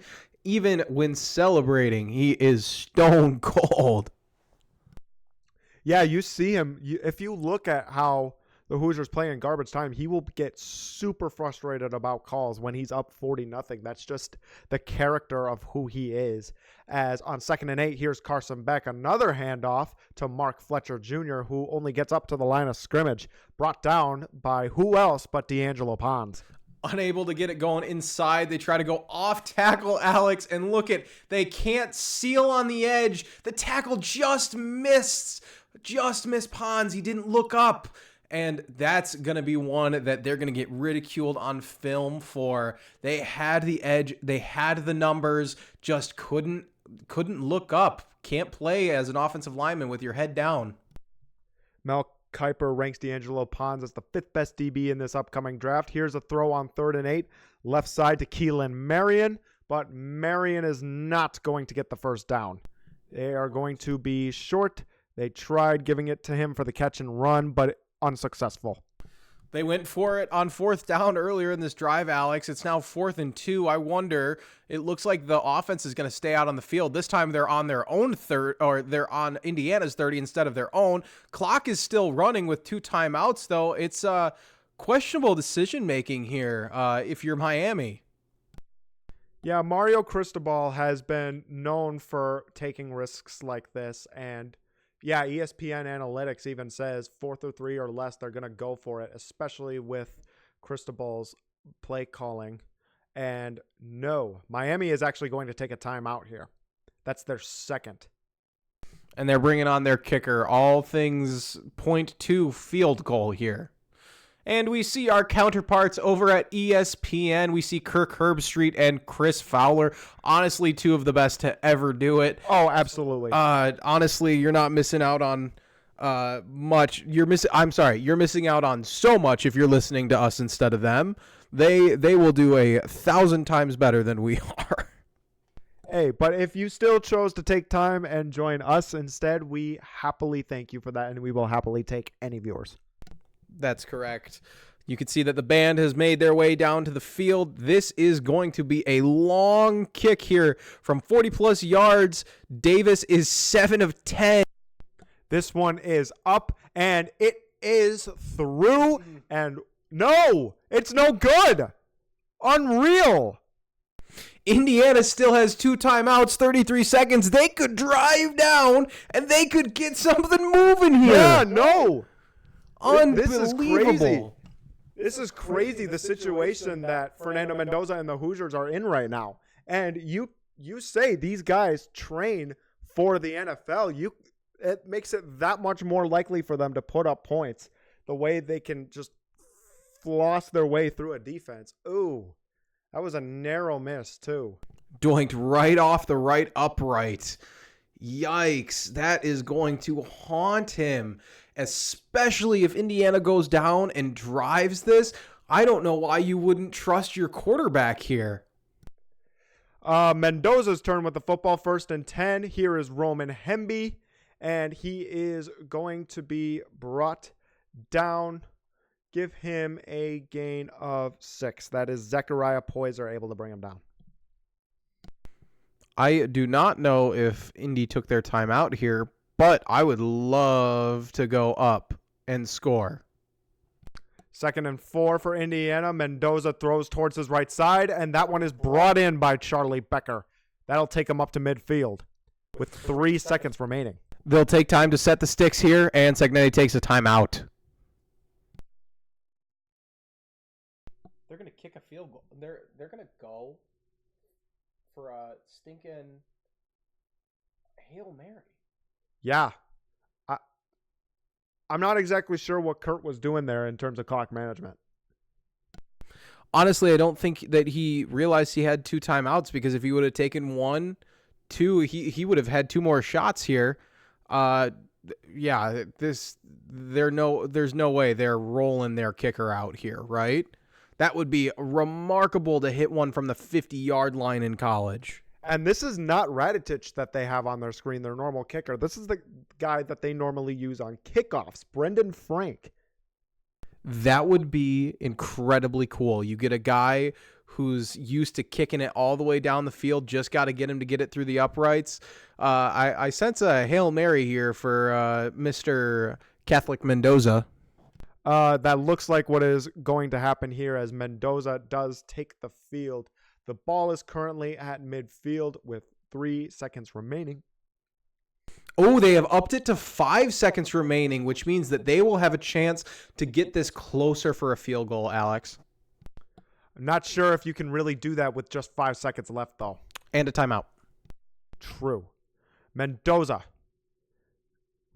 runs around and is going to try a deep ball, and this one is going to be picked off. That is Jacoby Thomas right in the corner of the end zone to bring it to the half.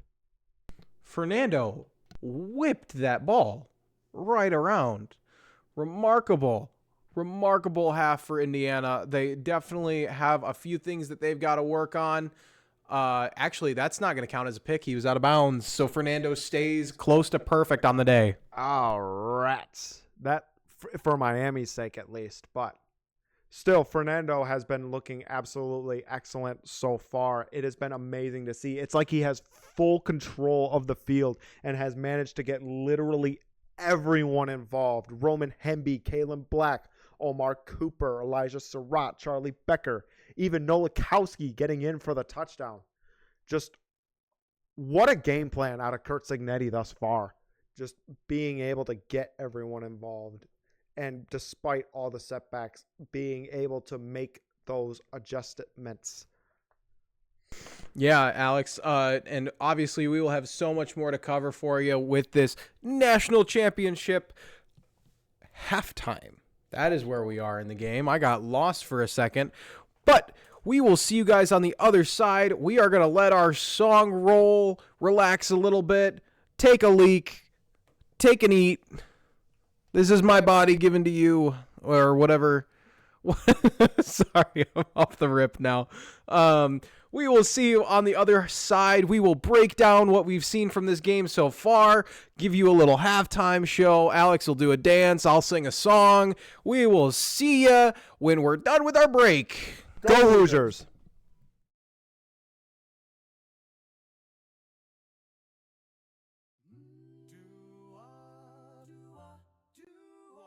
Hey, hey, hey, we're live from the couch where the big boys play. Colton Heinrich, sharp as a tack. Alex Blackwood's got the stats to back. We're tossing hot takes like a perfect pass.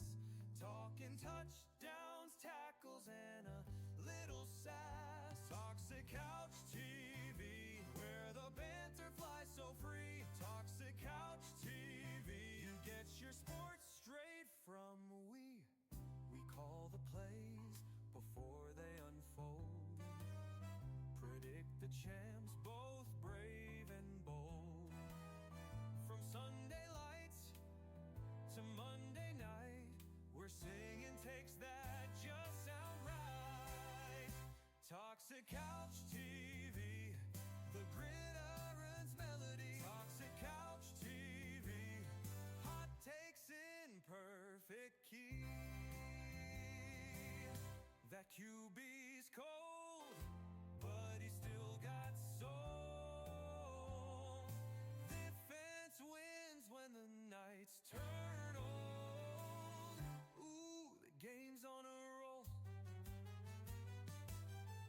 Ba-da-dum, ba-da-dum, boom, boom. Now here's the breaking news. Don't change that view. And don't change that view. Toxic Couch TV, your weekly show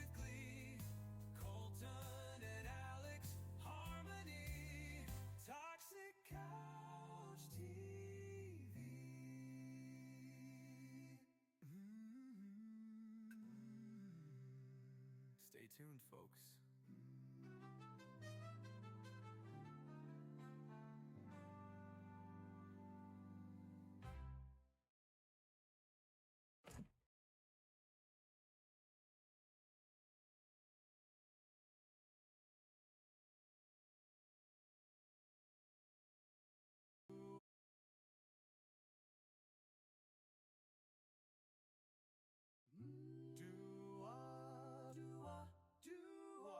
Hey, hey, hey, we're live from the couch where the big boys play. Colton Heinrich, sharp as a tack. Alex Blackwood's got the stats to back. Sorry, I interrupted you last time. All right, we are back. We are standing. We're moving. It's getting it's giving. I like having non-tingly feet. Welcome back. This is now the halftime show. We're gonna talk about the game so far. Talk about the keys to success. We're gonna break it down for you like your favorite halftime show will. But this time we have no ads, so that's a perk. If you're watching from home, we're Toxic Couch TV. I'm Colton Heinrich. This is my co-host, Alex Blackwood. Alex, Indiana fan here. What are we thinking so far? 10-0 going into half. Not the blowout we were hoping for, but I mean, you got to be happy with your team, right? Oh, there had to be at least the slightest bit of adversity. And it being a 2-possession lead versus a 4-possession lead going into half, you know, Miami can still somewhat come back into this game. You know, this is going to be still exciting. It's going to be a lot of fun. And in terms of what we've seen schematically out of Indiana, it's nothing different compared to what we've seen throughout the college football playoff and, quite frankly, the rest of the season. I told you during late night yesterday that Miami would still make this a game. Is this game over by any means? No, but Alex, I have to say, Miami's acting like it is, which is kind of weird. They're making questionable play calls. They're clearly saying, kind of rolling over and showing Indiana their belly here. I just from what I'm seeing, this is not how you would coach a game that you're going all out for, right? I mean, the Indiana Hoosiers right now are dominating on defense, dominating on offense, not as much as we thought that they would be, but they haven't had many chances. And the chances that they've made, they so far are so good. I think 2 punts and 2 scores out of their 4 possessions. Definitely, I don't know. It feels like Miami's already given up. Yeah, Miami going punt, punt, punt, punt, punt. Very, very, very questionable play calls. You keep asking me, and I keep asking you, what does Miami have to do to respond? Now is the time when you get Carson Beck more involved. We saw when he actually threw deep, he absolutely knew what he was doing. Carson Beck absolutely wanted to be there in terms of the throws that he's been making. He has been very accurate. All the throws that he did miss were just very, very, very contested one-on-one balls. You have to get Carson Beck more involved. And the stats don't show it necessarily, but he's been playing great. Yeah, and right now on the ESPN stream, they are talking about Miami's miscues. But if I'm being honest, Indiana's had some miscues too. And that's why the score is not a complete blowout. It's just 10-0. Miami has been able to capitalize on some of those Indiana mistakes. Indiana uncharacteristically had 3 procedural penalties on one of their drives in the first quarter. You just don't expect that, right? Indiana is not dominating in time of possession either. They have 18 minutes compared to the 11 minutes that Miami has. But Indiana has almost triple the amount of yards. This defense of Indiana is showing up, and I don't think anybody realized that they were fully capable of this until now. No, not even close. This has been an absolutely dominant performance. I think Aiden Fisher deserves more energy out of us for sure after that sack. The defensive line has been getting at it too, with guys like Tyreek Tucker and Mario Landino able to get in. Mikal Kamara able to get in for a lot of plays at the line of scrimmage as well. D'Angelo Pons, man, he is an absolute wizard at the cornerback position. All the guys on the Hoosiers defense have really been showing out. especially the guys that have been showing out all season. But we are seeing a lot more names make headlines now, certainly as compared to the regular season. It's just amazing to see. Alex, we've talked about it all game. What are the keys to success for Miami to go out and win this football game? Or even, dare I say, to make it a game, right? Number one, they've got to get on the board, right? They've got to get on the board. It's not super far away. It's 2 scores. You get 2 touchdowns and you're up. Alex, they have to get the ground game going. A championship like this with a team against like Indiana, you have to get going in the trenches. And now I know I harp on the trenches. I know if you're listening at home, you're like, who is this fat guy on my screen that keeps talking about the trenches? He's an O-lineman. He can do that. Exactly. The trenches are the most important part of football, I would argue.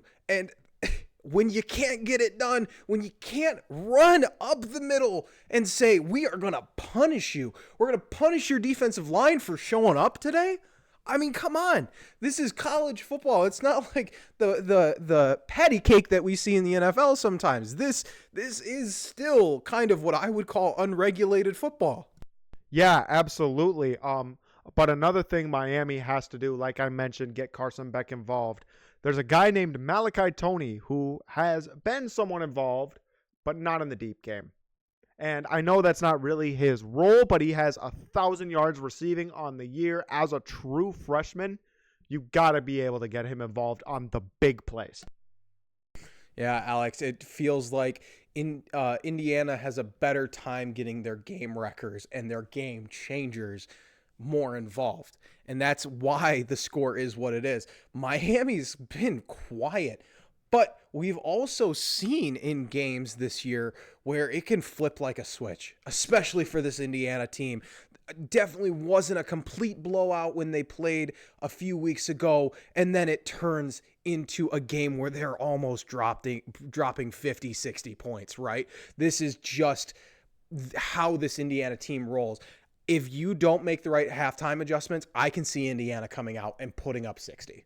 You talked about things flipping. No one has experienced flip scripts more than Miami has this season. The Fiesta Bowl, Ole Miss was back and forth, back and forth, back and forth. Arguably, the only reason they're here is because of the refs. That's a conversation for a different time. I don't know about that call. I'm going to be honest. And the round before that with Ohio State. What a win from them. What a change of events that managed to get Miami that victory and managing to get them all the way here. Miami is known for winning the close ones. So if Indiana continues to keep it this close, they could be in trouble. But we all know how Indiana plays in the second half. So this is going to be a very fun special second half. Yep. And with that, we are going to send it to break. Get ready for the second half of the national championship. Right now, they are still at half, but we're going to be ready for you. Bringing it to you on the other side. We will be back with you after the song plays a little bit. That's our analysis. We'll see you on the other side for the third quarter of the national championship game. Go Hoosiers!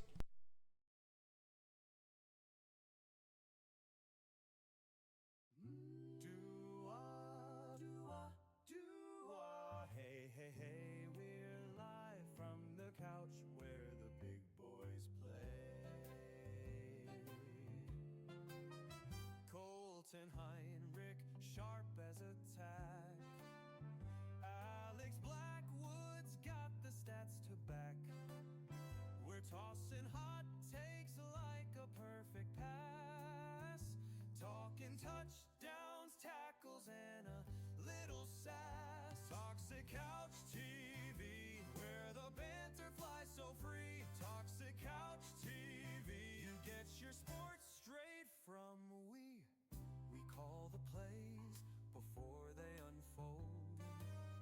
Predict the champs, both brave and bold. From Sunday lights to Monday night, we're singing takes that just sound right. Toxic Couch TV, the gridiron's melody. Toxic Couch TV, hot takes in per That QB's cold, but he still got soul. Defense wins when the nights turn old. Ooh, the game's on a roll. Ba-da-dum, ba-da-dum, boom, boom. Now here's the breaking news. Don't change that view. And don't change that view. Toxic Couch TV, your weekly show with glee. Colton and Alex, harmony. Toxic Couch TV.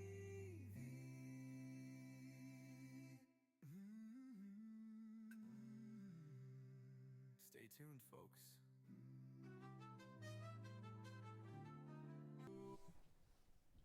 Folks, I'm realizing we've promised you a song and a dance. That's right. And we have not quite gotten there yet. So what we're going to do is we're going to sing our theme song. The big boys. You're never going to get this again, so get ready. Sharp as a tack. Alex Blackwood's got the stats to back. Throwing hot takes like a perfect pass. Talking touchdowns. Little sass. Toxic Couch TV. Butterfly so free. I don't think I know the first verse. Toxic Couch TV. Get your sports straight from we. We All the games before they unfold. Dance, brave and bold. Ba-do-wa-do. From Sunday lights To Monday nights. Toxic Couch TV. Gridiron's melody. Toxic Couch TV. Perfect key. The QB's cold. It's not so. We have to memorize the song. Wins when the nights turn old. Preach. Games on the roll. Ba-da-ba, ba-da-ba-ba-ba. Here's the breaking news. Change to And don't change that view. Toxic Couch TV. Your weekly show with glee. Colton And Alex Harmony. Toxic Couch TV.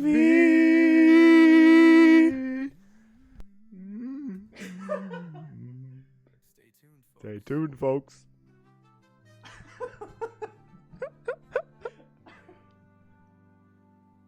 See, isn't this amazing?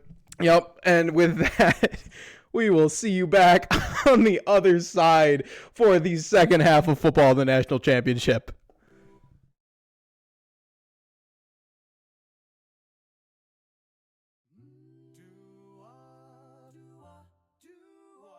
Hey, hey, hey, we're live from the couch where the big boys play.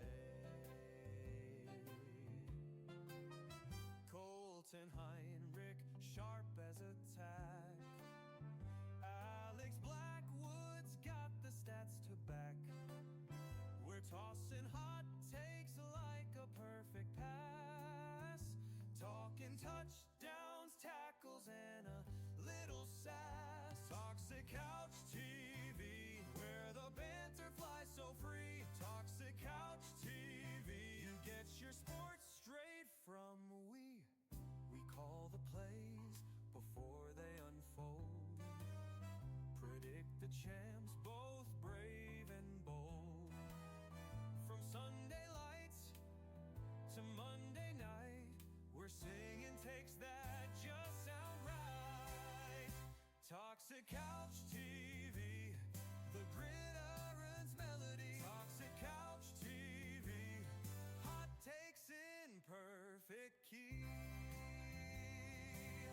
That QB's cold,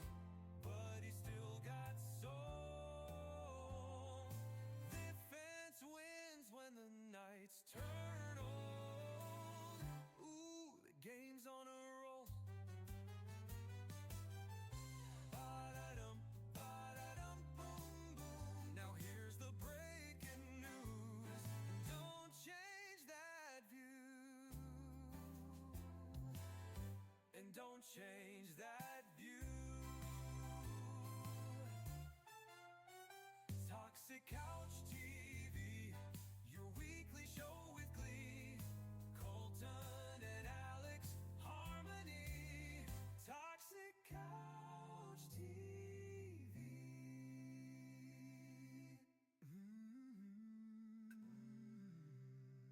Stay tuned, folks.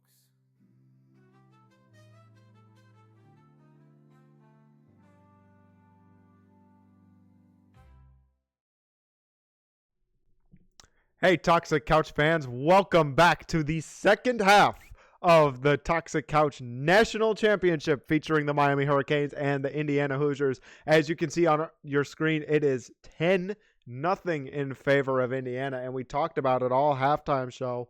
Miami's got to respond. Absolutely, Alex. It is time for Miami to show why they're in the national championship. You know, a lot of people said that they shouldn't have even made the playoffs in the first place, and here they are. They have to go out. They have to prove it. Carson Beck has to prove that he's a top pick in the draft. There is so much to be proven by this Miami team, who seemingly gave up at the end of the first half. Yeah, and what they're going to have to do is get their receivers involved and get deep with Carson Beck throwing them the ball. The Hurricanes are well known for their air raid offense under Cristobal, but they have decided not to show it for some reason, instead giving a bunch of carries to Mark Fletcher Jr., who has been decent carrying the ball, but, you know, he can't be the only one carrying it, guys. Agreed. They've got to get something going on offense. For all intensive purposes, what you've come to expect from Miami is not this kind of dead first half that we got. They've got to make the right adjustments here, Alex. Looking at the stats now, Mark Fletcher Jr. actually has 9 carries for 26 yards. And, if that doesn't tell you, you got to change up the game plan, move to a more pass-heavy offense, especially when that's what you're well known for, something's really got to change. And I think this is where Miami is going to whip that out. Yeah, Alex, I agree with you. I think they've got to whip it out, because if they don't, I mean, it's just gonna be game over. Yeah, no doubt. I'm not sure what you can do offensively, because defensively you guys have showed out. Guys like Ruben Bain have been able to get there. Ahmed Moten, Mohamed Toure. They've all been able to get pressure, all been able to make plays at the line of scrimmage. The defensive front and the DBs have done their job. But now it's the offense as a team's turn to respond, put points on the board, get things done, and do your job. Yeah, Alex, got to get it done. Got to get it done. I can't state it enough. Get it done in the trenches. Defensive lines got to step up. Got to stop that run game. Offensive line, they've got to step up and take it to the house, right? We need to see more from this Miami running back, offensive line, quarterback. It's not going Miami's way, and they can feel it. Meanwhile, Indiana has been managing to get everyone involved. The one touchdown coming from an unlikely source with only 2 touchdowns otherwise on the year, and his name is Riley Nowakowski, the Marquette High graduate. That's right. And Alex, we are back on the field, and to make it even worse for Miami, in case we didn't mention it already, Indiana gets the ball to start the half. You are very right. I completely forgot that Indiana has deferred at the coin toss right before we managed to get on. They will get the ball to start the second half, and you got to think it's going to be all Kalen Black this opening drive. Yeah, for sure. If Indiana's had so much success running the ball, why not go right back to it? Give it to Black. He's going to take it down the field for them. This offensive line has played phenomenal besides a few mental errors. And this is going to result in a touchback. Yes, that's right. Carter Davis kicking it off. What a powerful leg this guy has. Allstate is showing a good hands play. One of the big highlights from the first half is Mendoza throwing on a slant route to Omar Cooper, and Omar Cooper managing to stiff arm. And then the other play by Charlie Becker that we thought was going to be a touchdown, but unfortunately he was out at the 6-yard line. The Hoosiers have been a very cohesive offense tonight, to say the least. And now they will come up on 1st and 10 as Kalen Black will get the ball to start, but he'll only get up to the line of scrimmage. There he is again, Ahmad Moten Sr., able to get there. They tried to run it off tackle there again. I can only imagine what Coach was saying at halftime. Looks like we've got a few people who are out for Miami. Actually, that's Xavier Lucas returning from suspension at this half. Gotcha. Targeting suspensions are bogus, but let's get to my Indiana here. Mendoza on 2nd and 10 is going to be brought down. That is Akeem Mesidor, who had 10.5 sacks on the year going into this game, including the playoffs. Yeah, it's just a blown block there from the tackle.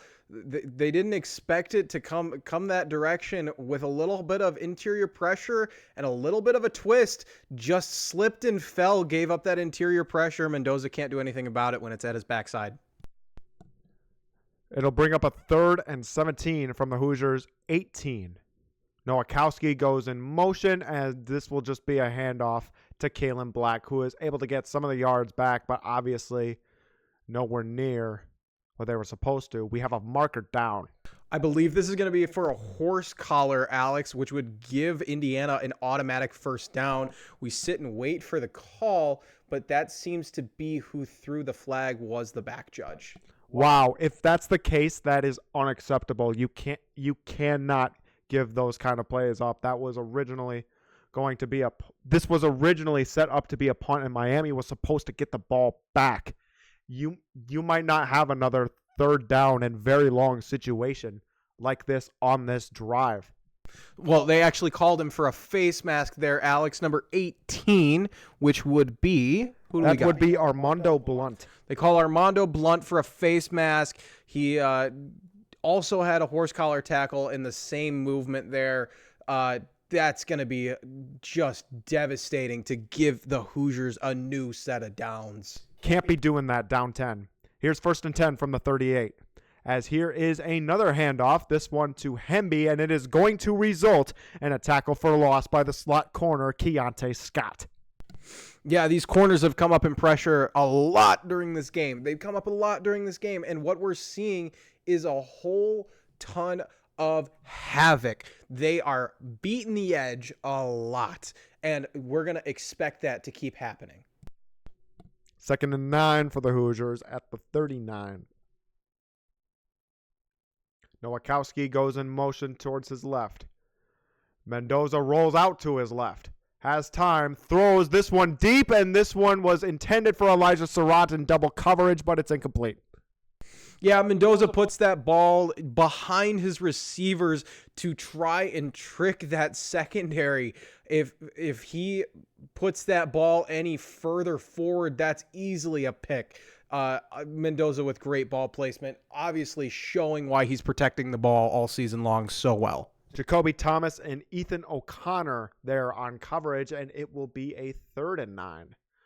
The Miami Hurricanes have yet to convert an entire 3rd down this entire game. The Hoosiers are 50% on 3rd down. Yeah, this is a huge 3rd down for this Hurricanes defense. Mendoza rolls out, but is brought down by Ruben Bain. Man, that hurts. This is exactly what we were talking about that they needed to get back into this game. Forcing a punt, the mental errors with the face mask earlier in this drive.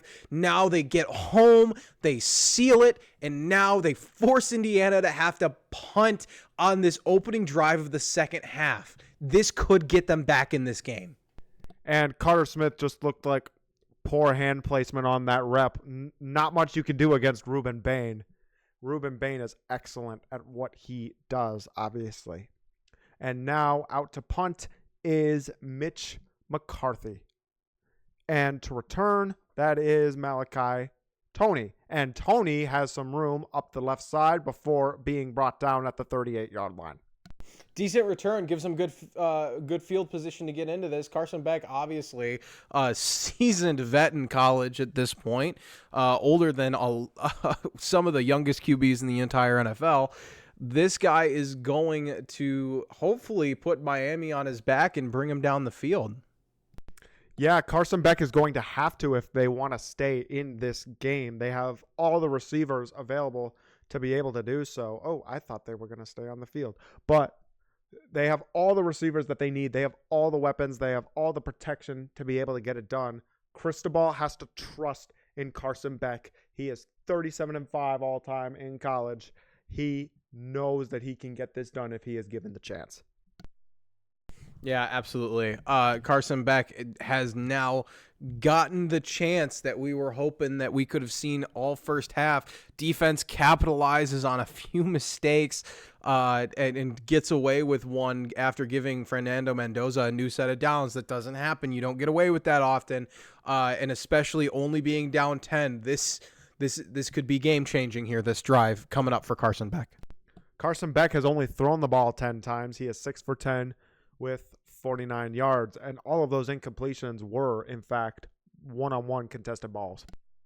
Yeah, definitely not a ball placement issue for sure, but it's more of an issue of, can guys get open? Can guys out scheme? It seems like everything that has been dialed up by Indiana or by Miami, Indiana has had a response for. And they're going to have to continue to have responses if they want to continue to pile it on Miami and not make it close, because when you make it close is when you're going to struggle the most. Not to sound like Booger McFarland, but Indiana has not been in very many of those situations. Yeah, that's right. Indiana has not been in many situations where they've had to struggle their way through this game. Definitely, like we heard at the halftime show by those two guys who definitely were not us. Like we heard from the halftime crew, they were saying Miami can get back in this game with just the flip of a switch, right? And obviously, once we get back from commercial here, this has to get going. And obviously, I think Indiana knows that, right? They have to know that. Yeah, absolutely. Wonder what they're... I was going to give you a chance to do a commercial break play-by-play because I kind of wanted to do one of those as well. Maybe after this Wingstop commercial, if there's another one. We gotta find one. We got to do at least one. Yeah, I'm with you. No! We're back from commercial. We're back from commercial for a great game. Back in Miami for the national championship. After a 3-and-out from Indiana, here comes Carson Beck and this Miami Hurricanes offense to try and get something going on their home turf despite being the away team. And as we've mentioned, it is going to have to start with Carson Beck, as here is a 1st and 10 with 11:52 left in the third quarter. Carson Beck is back to throw. This one is going to be over the middle, brought down at the 43 by Malachi Toney. It looks like they're going to abandon the run game here, which isn't a bad call considered how disastrous this run game for Miami has been all game. I can't imagine that they're not going to keep trying to get those little yards, try to build momentum, try to get downfield, try to get this Indiana defense to bite on some things schematically that they may not have bitten on in the first half. 2nd and 5 for the Hurricanes, as here's a handoff to Mark Fletcher Jr. right side, and this time he has a lane. Mark Fletcher Jr. is going to beat everyone else as he gets in for the Miami Hurricanes touchdown. And what was I just saying? Trying to get them to bite or to fall back, I suppose. So what winds up happening on this play is they're not trusting that Miami's going to run the ball because it's just been as a disaster for them.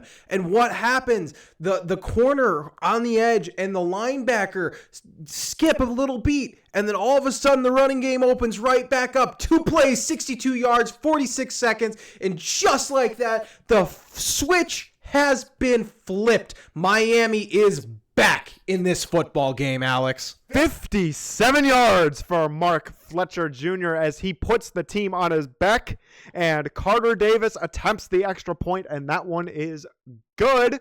It is back to a one-possession game with Indiana leading 10-7. Colton, go ahead and update that scoreboard. Thank you. I will update that scoreboard. Alex, keep them busy. All right. Well, yeah, we're seeing the replay again. It was an absolutely huge lane down the right side. And when you have an O-line on that right side that's led by guys like Francis Maui-Goa and Alex Bauman, the tight end, the blocking pretty much does everything for you, man. If you see the replay on your screen, if you're watching, all I can really say in response is just, wow. That is textbook blocking. That is excellent play. Yeah, and this Indiana defense does not give many of those up. All season long, they have not. And we have talked at length about how you're going to have to work to get something to happen like this and the momentum to shift your direction. And obviously, they've done it. Yeah, absolutely. And we go back to commercial. But now, if you're Indiana, this game is close now.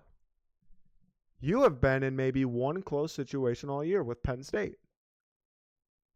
How do you repeat the clutchness of what happened in that Penn State game? How do you repeat that here? I have one name for you. One name. Heisman winner. Fernando Mendoza is that clutch. He's the guy that's going to have to drive this team. He's the emotional leader. He is the guy who, like he says, it's just the synergy of the team. And then he's a dork, right? But he's a lovable dork, and his team loves him. He's got to get these guys to rally because they're not out of this game. They're still up, and I don't think Indiana's going to come out of this next drive. If I had to guess, right now these troops are being rallied and they're going to push end zone, baby. I'm going to drop another name that you didn't mention. Not one that I always drop when talking about Hoosier games, but one that has been dominant tonight. And his name is Kalen Black. Kalen Black has 9 carries for 48 yards on the night. And he has been amazing. He has been moving the sticks. The Hoosiers are benefiting from his play, that's for sure. Yeah, absolutely, Alex. For sure benefiting right now. All we can hope for is that Black gets it going. I think that they've got quite the options here to go out and get this done. Let's hope that they can rally off of this huge momentum swing in Miami's direction. We are back from commercial. Now it is kickoff, and Carter Davis will be kicking this ball off in a matter of moments after these replays on screen. Yeah, the fans are absolutely excited. This is back to being a game, and now everyone is back. Everyone is bringing the juice. This was the spark Miami needed, not just for them on the sidelines, but also for the fans. Yeah, but it looks like there are still more Indiana fans there, Alex. Yeah, I'm sure the Miami crowd can certainly be rowdy, right?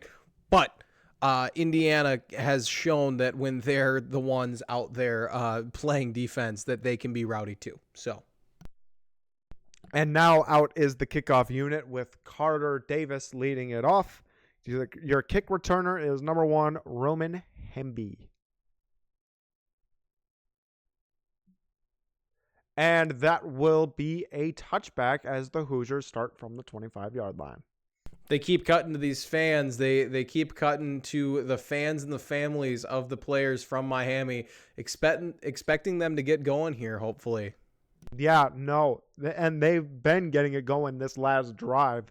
If this last drive isn't momentum, I don't know what is. 2 plays, one of them for 57 yards and 6. They're back in it. They are 1 score away from taking the lead. But first, that comes with a defensive stop, which Mendoza is now on the field for 1st and 10. Mendoza hands it off. This is Roman Hemby up the right side. Could Hemby recreate a run like this? No, he manages to get up to the 40, Still pretty close to what Mark Fletcher just did. Yeah, that's an incredible run. Right off the tackle, finds the open space, catches a few blocks, and here we are. New set of downs, not a measly 3 and out like they had last time. Like I said, here comes a response. If I had to guess, it'll be a pretty valiant effort from Fernando Mendoza. 59 team rushing yards for Indiana today. Here is another 1st and 10. Here is another handoff. This one once again to Hemby. Manages to get this one up to the 44. Oh, sorry. 1 second. I have taken out my headphones and I can't hear myself. Alex? All right. Well, an excellent run there. It will bring up 2nd and 5. The clock continues to run. We have 10 minutes left in this third quarter. And one eager Fernando Mendoza to get in the end zone. E.J. Williams Jr. goes in motion as here is another handoff to Roman Hemby. And a swarm of Hurricanes comes in for him at the 48. Call it a gain of 3. Yeah, they ran that same play again where Hendy got the big break just a few plays ago. That does not look good. Moulton Sr. is shaken up. Yeah, Ahmed Moten has been making a big impact tonight at the line of scrimmage, especially. Been absolutely excellent. The man from Fort Lauderdale. That will definitely be a heartbreaker. Here's 3rd and 3. Omar Cooper in motion on the left side. Mendoza back to throw. This one will be juggled by Elijah Surratt. He fumbles the football but manages to hop back on it. They're going to rule this a dead ball, which if you're looking at Colton right now, he doesn't exactly agree with that call. No, I don't agree with that call. That definitely was a fumble, I believe. Let's see. 100% a fumble. He tucks the ball, right? That's right. I would definitely hope that they would give that a look. Juggled, obviously, secures possession there and knocked out as he's making his turn. That feels like it should have definitely been a fumble there, but they're not going to send it to review. But instead, that will result in a punt as Mitch McCarthy is out on the field. And here is a solid punt that will be fair caught by Malachi Toney at the 11. All right, Indiana fans, it's getting closer than you'd like it to be. Luckily, we have a resident Indiana fan on the broadcast today. Alex, you've been talking a lot from a professional standpoint. You've been very composed and very calm. I, however, know how you watch football games, and I know your heart's racing right now. Break it down for me as a fan, not as a commentator. All right. Well, see, there's no one on offense that's particularly playing super bad. They've had some undisciplined moments here and there, but at the end of the day, they've been a cohesive group. The defense as well has been very cohesive. I think the fact that Indiana hasn't dropped more points than 10 right now is not as much what's going on with Indiana. We better give Miami some credit. Like on that last play, on the 3rd down play, we completely forgot to give Mohamed Touré the credit for that forced fumble. Absolutely coming out of nowhere to make that play, which ended up being a dead ball anyway. So technically a pass defended, actually. But Ruben Bain has been able to get pressure all night.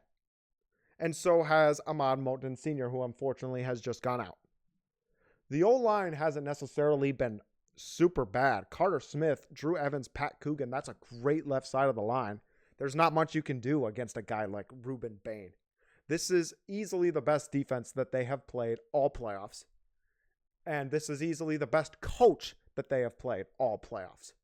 So when you really come down to it, Hoosier Nation, you got nothing to be frustrated about right now. You have a lot to be excited about.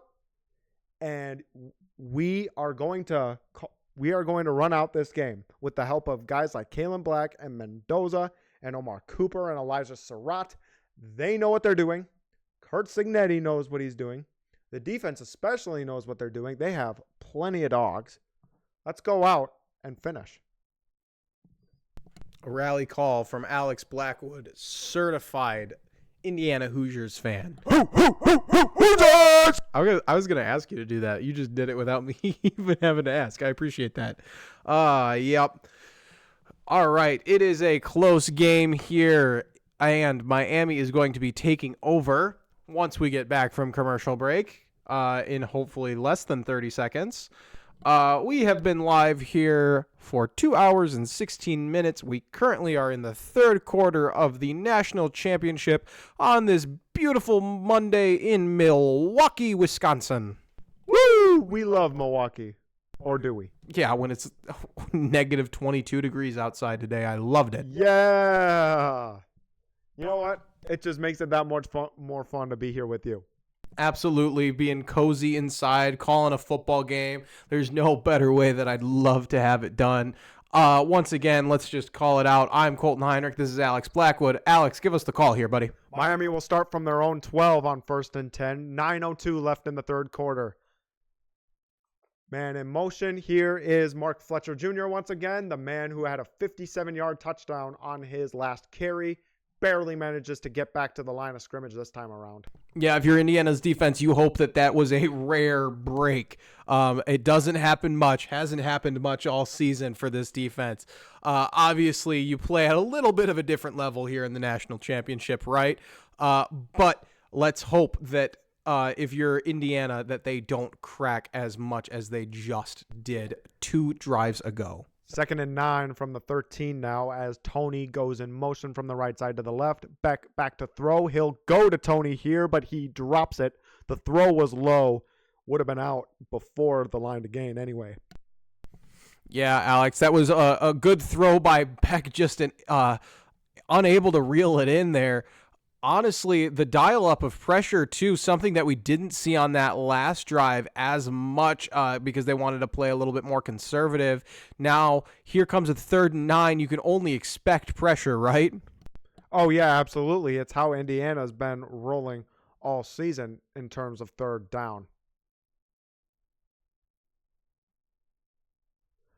Beck takes the snap, is back to throw, has time, throws deep right side, past the line to gain, and wanted CJ Daniels, but it's incomplete. Great defense there. Incredible defense there. Incredible disguise, bringing pressure, bailing guys back out, sending them into coverage, even though they'd be 10 steps too late. Clean coverage. Man, there's a little bit of an argument that he was there early, but he played the ball perfectly. Jamari Sharp, the one in coverage for the Hoosiers on that one, and it is going to result in yet another Miami punt. Yep, this is exactly the momentum that they needed back, and Indiana brought pressure on the punt. A rough punt goes out roughly the 44-yard line of Indiana. More like 42. Yeah, still a very rough 42. punt there. While we have a moment, I just want to once again remind you, tonight's special broadcast of Toxic Couch TV is brought to you by Heinrich's Harmony. Heinrich's Harmony offers private piano, guitar, and voice lessons rooted in a Christ-centered approach to music education. Whether you're a beginner or an experienced musician, you'll find lessons that help you grow in skill and faith. Learn more or sign up today at stepstograce.com and scroll to Heinrich's Harmony, where faith and music come together in perfect harmony. Here's 1st and 10. Mendoza play fake, managed to get pressure, and is brought down. Quite a bizarre play there. That was Akeem Messidor able to get there for the sack coming from the right side. Man, this right side of the offensive line has struggled today. They actually have a new guy in over at the right side. That is number 72. He's been in. That's a Johnny, the normal starting right tackle. So they did not start the game with the Johnny, though. They started the game with Benson. Yes, that is correct. So they've made a change. They've been rotating those two in and out. Regardless, this will be a 2nd and 18 from the Hoosiers 35. As this will be a handoff. This one to Kalen Black, who manages to break some tackles and make his way back up to the 42. 3rd and long here for Mendoza. 3rd and 12. This is a tough get Obviously, Mendoza's been somebody who's been able to get these third and longs all season long. This is somebody that you know is going to at least give you a chance on a third and long, right? Miami's dialing up the pressure. We can only see how this goes. 3rd and 12 for the Hoosiers from the 41. Mendoza is livid behind the center right now. Mendoza from the gun. Pressure from Ruben Bain. It doesn't matter. Left side. Broken up by Frederic Jr. Intended for Elijah Surratt. Mendoza throws an absolute bullet of a ball. It just hits his receiver in the hands, and it's thrown so hard that it just bounces out. He never really had a chance. He was kind of being fought with the whole time, looking for a flag after the play, but I would argue that both cases for OPI and DPI were there. Yeah, those penalties would offset actually giving them the redo on 3rd down, but that's not the case. This will be a punt, and Mitch McCarthy is out to punt it for the Hoosiers. And Malachi Toney back to return. He is going to return this, but he is not going to get very far. He is down at their own 7-yard line, and that's where they will start on this next drive. So Miami has absolutely dialed up the pressure to get after Mendoza. Obviously, in the first half, they had a lot of success doing that, but now it feels like every single play they are getting after Mendoza. They aren't giving him a chance to throw the ball because of how dangerous he is when he does. Hoosiers fans, we might be cooked on the trenches. It looked like we were winning the trenches early on. I don't know. Stay tuned for more from the Indiana O-line. Yeah, a few changes already made with the Indiana O-line. We've got about 8, probably 7, maybe 6 minutes left in this third quarter. Right now we are on commercial break. Alex, call this next commercial. Oh, this looks like a movie provo. Some guy dancing around. I don't know my movie actors like this. Whoa, there is burning and stuff. FX presents. I can't quite get a grip on what's going on here, Colton. I genuinely can't. I'm seeing planes, I'm seeing police, I'm seeing vaccines. The show is called The Beauty, and it is an original series starting on FX on Wednesday and Hulu on Disney+. I believe that was Ashton Kutcher. We see a burger currently being made at Sonic with some nice crisp bacon cheese. It's a light patty, but has a nice set of crinkle fries. And if you want to talk about something that I need to get on, let's talk about Zepbound. Holy crap, this fat guy could use that in his life, but isn't worth risking the heart attack. Let's talk. And is it worth risking the green hair? It's not worth risking the green hair. Man, I don't even know where to go from that. Look at all those. You're not done, dude. Look at all those overweight people on screen. My brethren. According to BMI, even I'm still technically overweight. No, you're not. Stop. You've lost how many pounds? 80. 80. You've lost 80 pounds. There's no way. You're not. I refuse. According to BMI, I'm not obese, but I am still overweight. That's crazy. Yeah. No, you're not. I think it's pretty crazy too. But What, by like 3 pounds now? listen, I don't make the rules, dude. And BMI isn't exactly the best source with that kind of thing. So Ask RFK to change the rules for you. I should, actually. Holy cow, is this Zepbound commercial going to last forever? Just in case you wanted to know, it can cause diarrhea and vomiting. Probably because you're puking your guts out to lose weight. Yeah. And of course, it's by Lily. And we are back from commercial. And we are set to see the next drive out of Carson Beck in this Miami offense. Yeah, I'm super excited to see. Obviously, the Hoosiers had something going, you would have thought. Not really turning out the way that they wanted to on their last 3 offensive drives to start. Punt, and punt to end all 3 of their second half drives so far. And now here's 1st and 10 from their 7-yard line. Beck hands this one off to Mark Fletcher. Mark Fletcher had the 57-yard touchdown earlier in this game. He manages to get up towards the 11. Yeah, Alex, they're asking a lot from Fletcher today. Asking him to be a return man on occasion, asking him to run the ball on occasion. Indiana gets ready, dials up the pressure with 5 down linemen. And now on 2nd and 7, Beck looks towards his left, and this one was nearly intercepted. And who was that? That was number 46, it looks like, which would be Isaiah Jones, the Big Ten honorable mention. Yeah, that's right. Getting right in there to stop that pass, which would have been a perfectly thrown ball if that long cornerback got right to it. And now instead it ends up being a 3rd and 7. Miami is 0 for 7 on 3rd down today. Beck looks to throw toward the middle. Is Tony going to get the first down? No, he is not. He is brought down at the 15-yard line by Lewis Moore. Yup. 0 for 8 on 3rd down conversions. The offense is looking to the sideline as if they may stay out here, which would be a questionable call given that they are on their own 15. But we have seen Miami go for this kind of situation today. Let's see what the decision is. I believe another punt is coming up. Mario Cristobal has definitely taken some insane risks. Wouldn't be surprised, honestly, if this ended up being one of them. And no, you are right, Colton. It is a punt, and out to punt is Dylan Joyce. And it is blocked!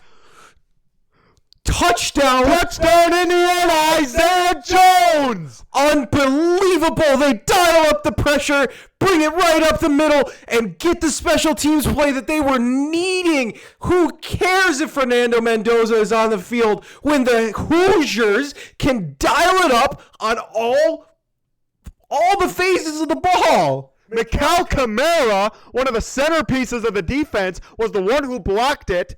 Isaiah Jones is the one who manages to get in for the touchdown. Absolutely huge change of events. Colton, is this where Indiana starts to turn on the Jets? It definitely feels like it. The Indiana faithful in Miami are going crazy right now, as they should be. Mark Cuban is there, going crazy right now. Did not know Mark Cuban was an Indiana fan. Radicich's extra point is up, and it is doinked in. It doinked in. You never see that. Indiana, even when their mistakes are made, they're doing them right. Yeah. Wow, what absolute chaos. What a change of events. Cinema. Wow. What a change of events in this amazing national championship game that is definitely not derived of any entertainment for sure. Hoosiers Nation has to be excited. Oh, yeah, absolutely. Do you know how much adrenaline is going through me right now? Oh, my goodness, Alex. This is great. 0-5 stars, and somehow, some way, they just managed to get it done. Coaching, culture, it comes together in perfect harmony, just like that, and they are one step closer to bringing it home. I like what you did there with perfect harmony. Not to mention, the Hoosiers also have the lowest NIL payroll out of any non-G5 team in the college football playoff this season, as here is the kickoff, which will be returned by number 25, who is absolutely hawked down because this Indiana team is flying. That is Wheatley, who is on the return, and it will result in a 1st and 10 for Miami. And we see the Mendoza family on screen. They are absolutely excited. They love what they see right now. They love that recent play that they just saw. You and I both know what we're talking about. Wow. Unbelievable course of event. That is their 8th blocked kick in the last 2 seasons, Alex. Yeah, that ties for the most in all of FBS, as here CJ Daniels goes in motion on 1st and 10. Play fake. Carson Beck has the football, and we'll check it down to Mark Fletcher Jr., who manages to get up to the 29. Sorry, the 28. Definitely made something out of nothing there. Beck had a delayed handoff, delayed option, sat on it, trusted his eyes, hit his guy in the check down when nobody was open. Good coverage by the Indiana defense. 2nd and 2, 4:35 left in the third, and another carry for Mark Fletcher Jr., and this one is going to result in big time yardage up near the 40, down out at the 37. There absolutely should have been a flag for holding there as Indiana, watch this, number 61 has number 4 by the horse collar, and then number 87 also, 2 holds missed by the refs to get the Hurricanes some momentum here, Alex. Yeah, that's Francis Mauigoa, the right tackle, absolutely getting away with one. The refs definitely decided, his draft stock was necessary. And whoa! What a hospital What ball a hospital there. ball out of Carson Beck. Poor Alex Bauman there. Wow! Indiana's defense is not letting them get away with some of those calls. Absolutely laid out. Colton, I literally told you earlier about the physicality of D'Angelo Pons, and that is nothing short of what we see here. Yeah, absolutely. He sees his opportunity. He is like a lion preying on fresh meat, Alex. On 2nd and 10, here is Charmar Brown getting up to the 40-yard line, brought down by Lewis Moore. And bodies are flying. Alex, this game is just getting good and entertaining to wind down this third quarter. Yeah, what a way for this college football season to really climax here. This is gonna be an exciting ending. I can feel it. Absolutely. You can see this defense, this offense, they are flying around. Let's see what happens on 3rd and 6. From the 41-yard line. Keelan Marion in motion. Carson Beck has time but rolls out to his right. Looking, throws toward the middle, and this one is brought in by C.J. Daniels, who manages to get it up to the 35-yard line. Carson Beck once again making something out of nothing. It's very interesting. You don't often see the entire offensive line shift over to the other hash mark to create a whole new pocket for your quarterback. Look at that. He is standing at midfield with a whole new quarterback. His O-line followed him. That doesn't happen in football. I can't even begin to explain. And that's just what Mauigoa does, and that's what his leadership in Miami does for an entire offensive line. Now here's 1st and 10 from the 35. Beck in an empty backfield, throws this one left side. And Pons got laid out there on the screen pass. Number 70, which would be... that would be Markel Bell, the left tackle. Absolutely lays out Pons. Here it is on the replay. Ready? Joshua Moore, Here the it man comes. on Oh, the he screen, is down, though. and his knee is down. Oh, And no. Carson Beck knows that. Folks, this is not like the NFL. If your knee is down, even if you are not touched, it is still considered to be down. That is right. So that would have moved the sticks, but instead we have a 2nd and 9 from the 34. As here's a fake handoff and a screen left side to Malachi Toney, who gets it all the way, forced out of bounds at the 12-yard line by Lewis Moore. They go back to almost the exact same play again, just in a different formation. Play action to the bubble screen. Indiana has 3 guys out there, but nobody that can get there fast enough.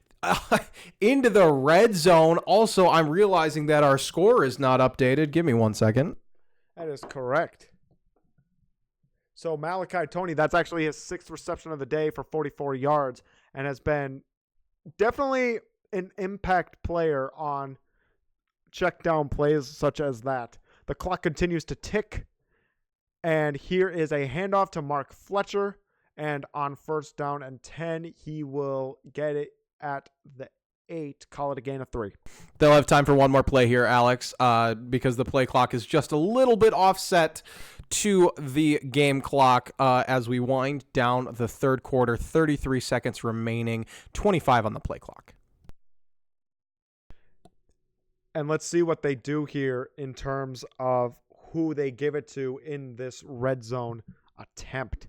Here is 2nd and 7 for Carson Beck. This would be the perfect opportunity to lay it up into the end zone for Beck.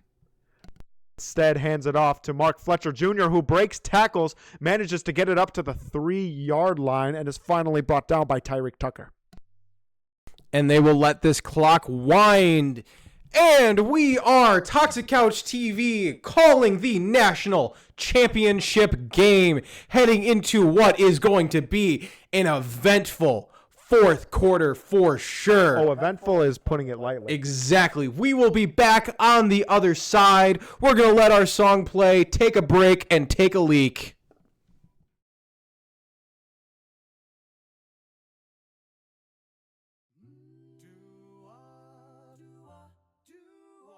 Hey, hey, hey, we're live from the couch where the big boys play. Colton Heinrich, sharp as a tack. Alex Blackwood's got the stats to back. We're tossing hot takes like a perfect pass. Talking touchdowns, tackles, and a little sass. Toxic Couch TV, where the banter flies so free. Toxic Couch TV, you get your sports straight from we. We call the plays before they unfold. Predict the champs, both brave and bold. From Sunday lights to Monday night, we're singing takes that just sound right. Toxic Couch TV, the gridiron's melody. Toxic Couch TV, hot takes in perfect key. That QB's cold, but he still got soul. Defense wins when the nights turn old. Ooh, the game's on a roll. Ba-da-dum, ba-da-dum, boom, boom. Now here's the breaking news. Don't change that view. And don't change that view. Toxic Couch TV, your weekly show with glee. Colton and Alex, harmony. Toxic Couch TV.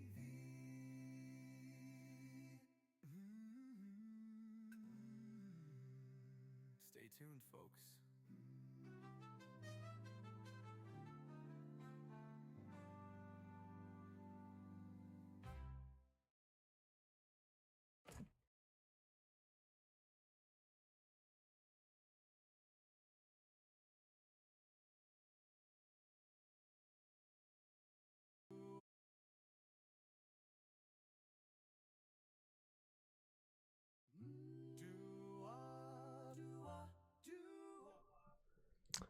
And folks, we welcome you back to what is going to be a very, very exciting ending to the national championship between Miami and Indiana. Toxic Couch is proud to do its 2nd annual broadcast of the national championship. Definitely a more exciting ending than last year, as Malachi Toney goes into motion on 3rd and 1, and Mark Fletcher is able to take it into the end zone with ease for the Miami touchdown.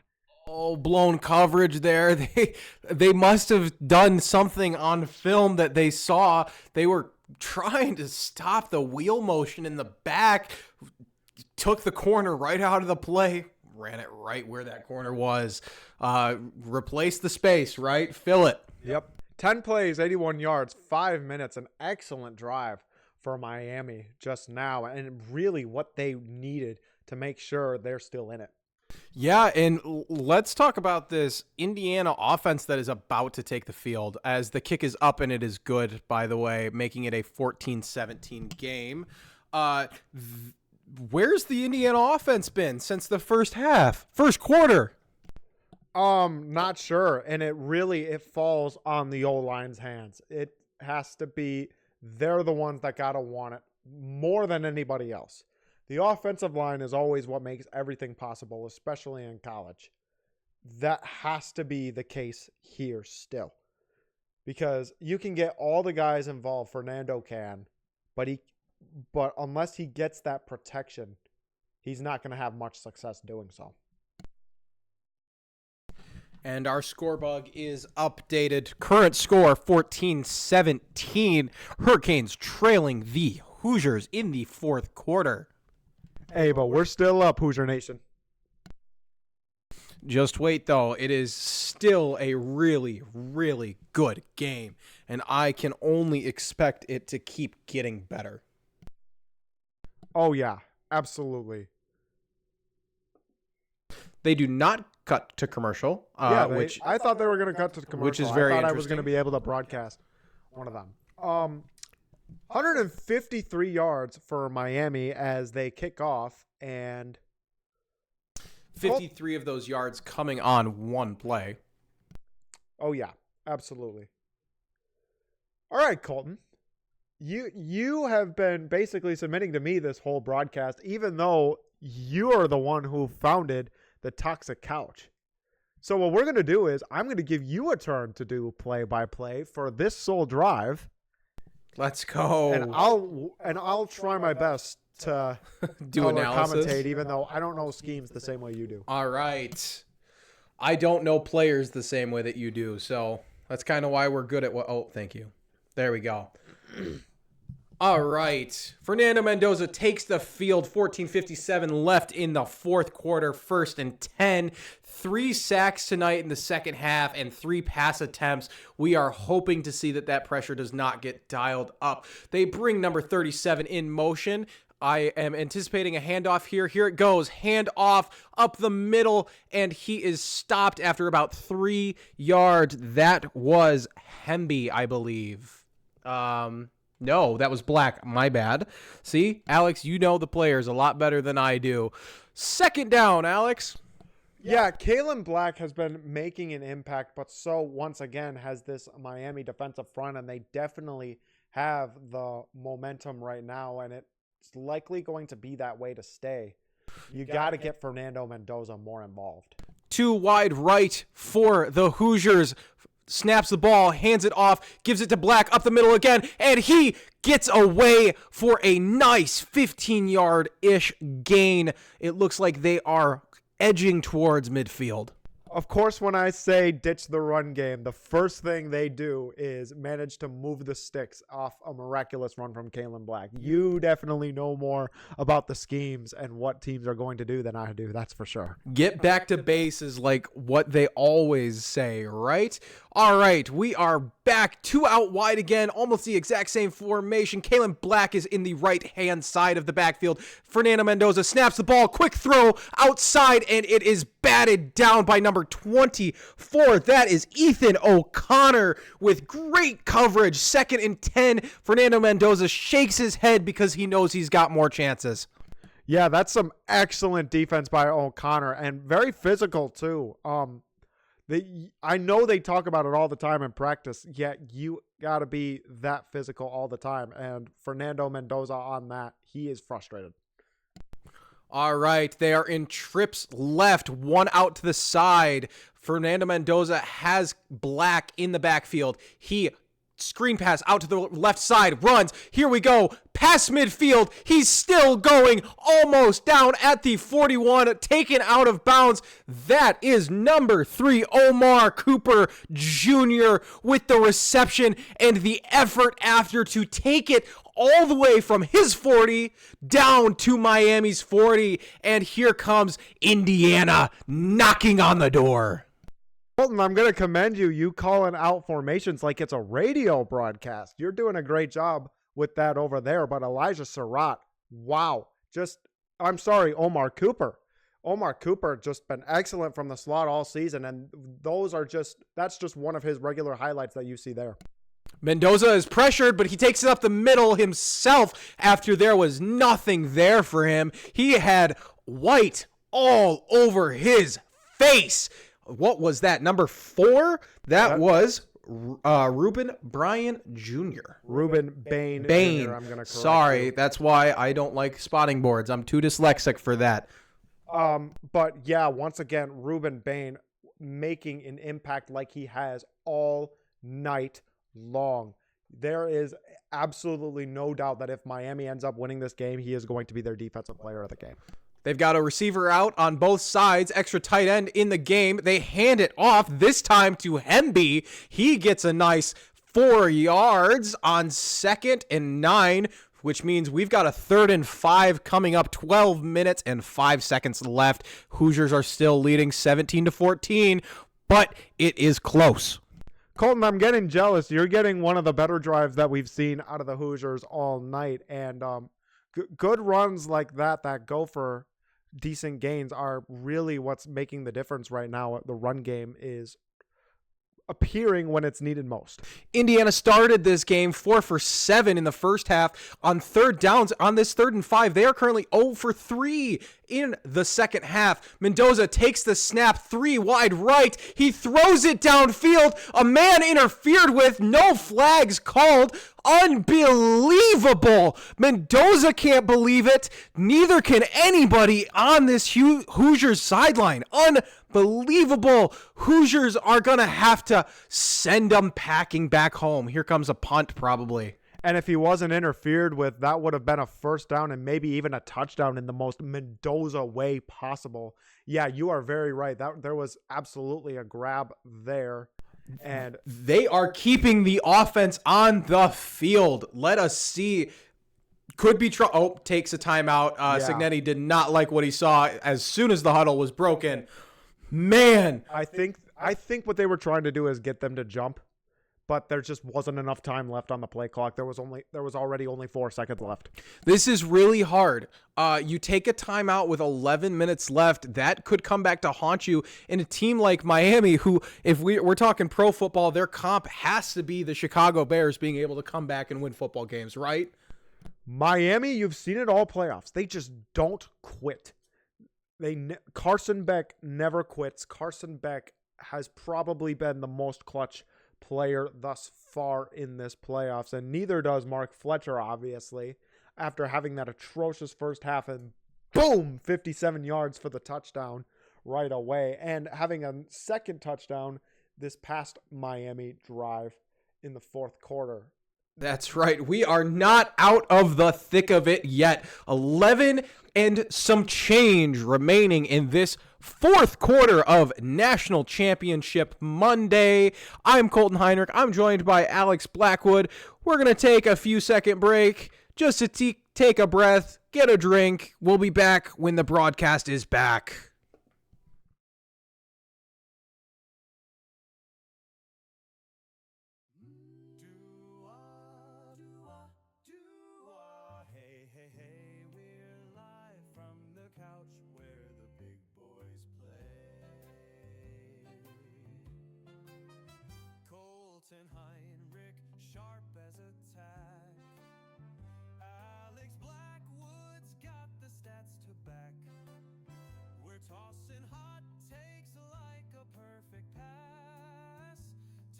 Touchdowns, tackles, and a little sass. Toxic Couch TV, where the banter flies so free. Toxic Couch TV, you get your sports straight from we. We call the plays before they unfold. Predict the champs, both brave and bold. From Sunday lights to Monday night, we're singing takes that just sound right. Toxic Couch TV, the gridiron's melody. Toxic Couch TV, hot takes in perfect key. That QB's cold, but he still got soul. Defense wins when the nights turn old. And we are back. Fernando Mendoza is trotting out onto the field. 4th and 5. This is their first 4th down attempt in the entire CFP this season. Yeah. I don't know what Signetti has drawn up here, but if this doesn't work, then we're gonna have some kind of problems. And yeah, Hoosier Nation is not gonna like this if this doesn't work. They've got 2 wide right, 1 left. Mendoza takes the snap, darts it out to the right, and it is caught by number 80. That is Charlie Becker. Is he Wow. on my Wow. list? He is not on my list. He should be. Is he? Ah, there he is. He's listed in the back. What a clutch play by Becker. Wow. The way he was just able to get behind and catch that ball, that was just absolutely amazing. And wow, who am I to doubt Kurt Signetti's antics whatsoever? Fernando Mendoza, they take, that is number 3, Omar Cooper, into motion to the left side, hands it off. Here comes Black up the middle for a good gain of about 6, maybe 7 yards. Here comes Black indeed, as what happened there once again, that was just another huge lane for him to get through. Just that's what Indiana has been doing all night with their O-line, and it's resulted in excellent things. They give him 5 on that. So a 2nd and 5 coming up. 10:18 left in the half. Play clock's at 13. Motion out to the right side. Mendoza takes the snap, hands it off with that extra blocker who is motioned in, and it is a measly 2-yard gain, if that. Depending on the spot, he will be down within the red zone, but not to say that it is not close. When you're this far into the red zone, there is no such thing as measly. Every yard counts, especially if you do end up, unfortunately, having to kick. Regardless, an excellent run. Good job by the trenches. As a 3rd and 5, this puts them in much better position than a 3rd and 7. They actually only gave him less than a yard. 3rd and 5. Mendoza takes the snap, throws it left side, and it is incomplete. Thrown behind number 7, the target, E.J. Williams Jr. 4th and 5. Signetti has shown that this is 4th down. 4 down territory. Alex, what are we thinking? I know what I would do, but I think Kurt Signetti would disagree. I would take the points. You know me. I'm just a conservative guy with my play calling, and it looks like Kurt Signetti is going to call a timeout. What? Using 2 timeouts when you could be facing a potential 2-minute drill in the next half hour? Yeah. This is going to be a questionable call if it comes back to haunt this Hoosiers team. They look like they are switching out offensive linemen, talking over the play here. So much that could go wrong. So much. And they are still going to put it in the hands of Heisman Doza. Yeah, we'll see. We'll see what actually ends up happening. For all we know, they could still bring out the kicking team. Regardless, I have high trust in Mendoza. He has 1 play to go out and get it done. If he can't, they still have the lead. A little bit of confusion whether or not they're going to trot Mendoza back out or if they're going to go for the field goal. You would have to guess that if they're going to try to kick the field goal, they may try to draw them off sides and then trot out the field goal unit after taking the 5-yard delay of game penalty.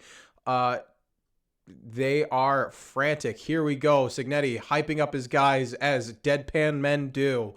9:27 left. 4th and 5. 22 on the play clock. Mendoza gets ready to take the snap. They are 1 for 1. There is 2 out wide on each side, and he has Black in the backfield on his right side. Here we go. Black. Mendoza takes it himself and gets it. First down and more. Touchdown, Mendoza. Whoa! Unbelievable effort. Unbelievable. See, plays like this are why he is the Heisman.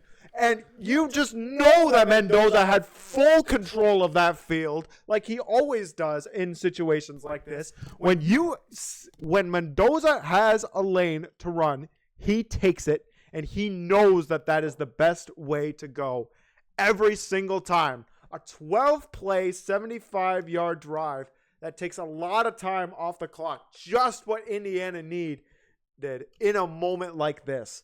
Absolutely stellar drive from the Indiana Hoosiers and Fernando Mendoza.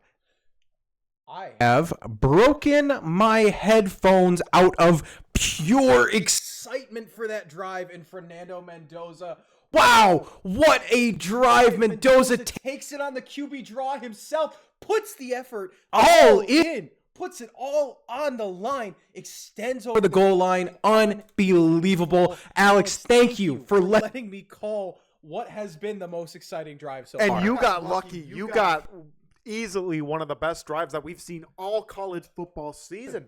I don't know if I have seen a drive that clutch from Fernando Mendoza all season. You're going to have to take it a little bit from here because I'm going to try to fix my headphones for sure. Yeah, so while Colton fixes up his headphones, Indiana's really going to have to show out on defense now. The run defense is going to have to do what it does best, and it's going to have to make some stops. On the pass game, they're going to have to get some defense going. D'Angelo Pons has been excellent. Jamari Sharp, Lewis Moore has been making tackles. Amari Farrell has been making plays. Everyone on this defense has been showing out, and they need to continue to show out in the clutch so that Miami learns to finally quit for a change. Yeah, absolutely. They are down 10 with, I believe, about 8 minutes left as we're on commercial break right now. Wow, the excitement. Yeah, no, this is just an absolutely crazy game. We know that Indiana can do whatever it wants when it wants, but we also know that Miami does not quit. Miami just doesn't go away. They just don't feel like leaving. They don't want to be done just yet.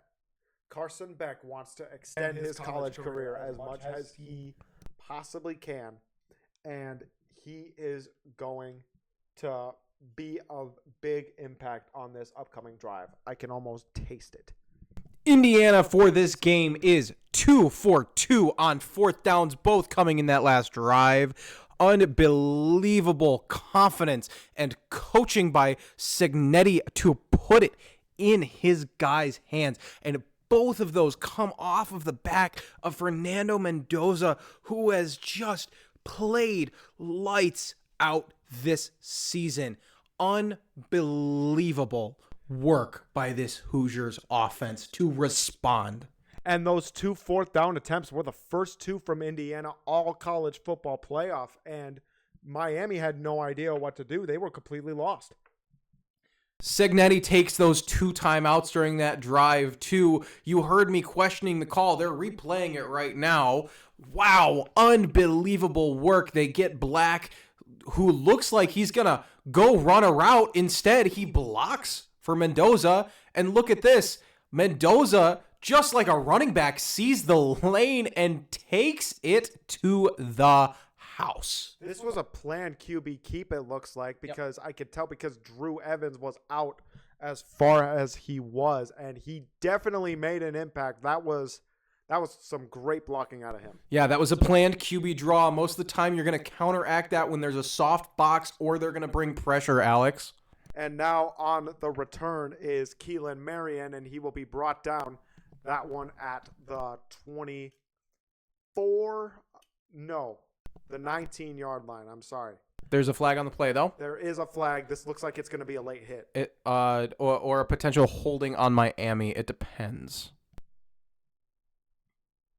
We await for the call.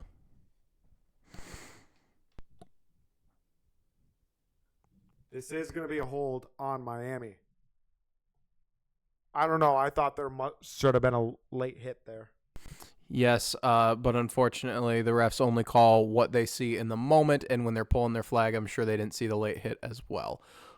Unbelievable. Mendoza and his family go nuts in the stands. Yeah, and Mendoza deserves all the hype he's been getting, and Mendoza deserves to be where he is in this situation right now.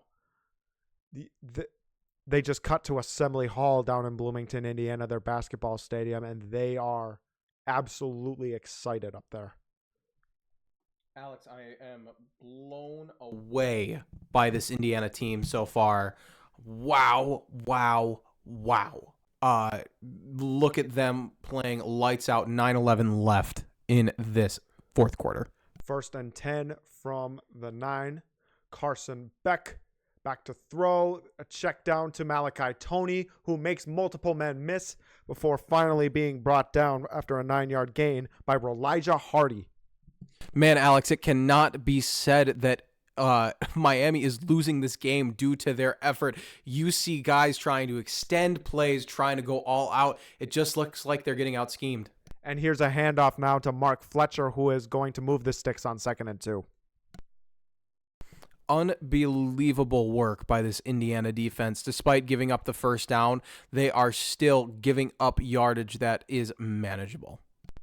Yeah, no. And Miami is not going to continue to quit. They are going to game plan.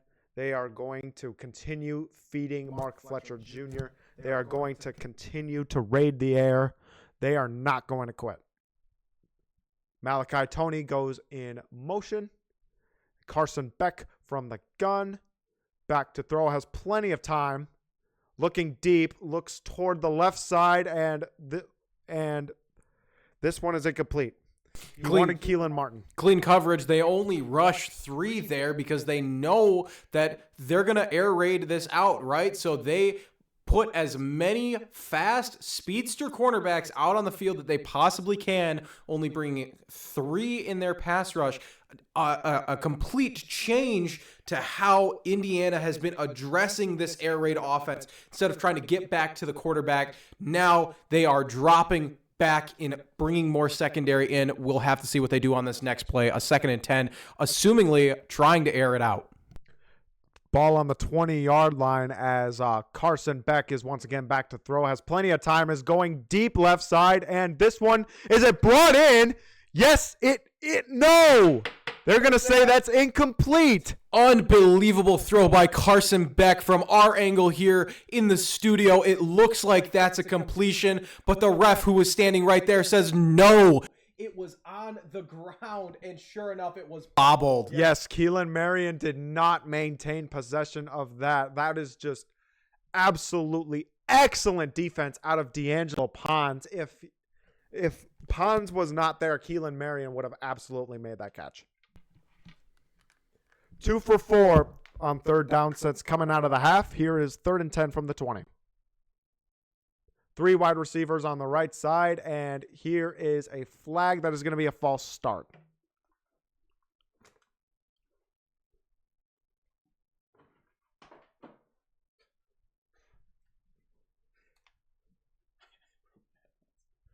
And Colton has disappeared. He has completely broken his headphones.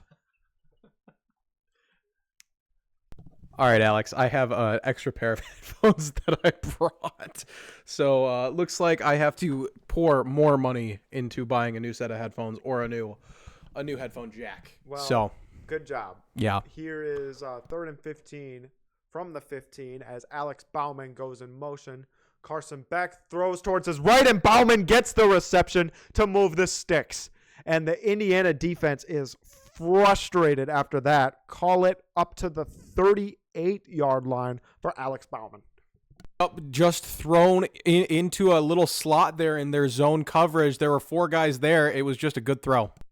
Beck once again throws, and this one is brought in by Malachi Toney, who has room to run down the middle before finally being brought down inside the 25-yard line by D'Angelo Pons. That was absolutely ridiculous. The ref was playing in coverage. Watch this. Ref tries to get out of the way and is taken. That was 100% going to be a covered ball, but the ref gets right in the way. Yeah, no, the refs kind of messed with Indiana there. I'm going to be real honest with you. Not something you see frequently, especially at this level of reffing. 1st and 10, 2 wide receivers on each side. Carson Beck from the gun. Beck back to throw. Has time once again. This one is juggled around and incomplete. It felt like Pons could have definitely laid out there to go take that football away. It looked like he had enough length to go and get it and chose not to. Let's look at the replay here. Beck bobbled, hit up. Ooh, Pons didn't have his head turned. Otherwise, that could have been a pick. Absolutely could have, but instead, here is a 2nd and 10 from the Indiana 21 for the Hurricanes. Alex, it could be I could have Jet sweep out to Malachi Tony, and Tony now has room. Tony's going to take a shot for the end zone, and he is going to get in. Touchdown, Miami. Once again, I am telling you, Miami does not quit.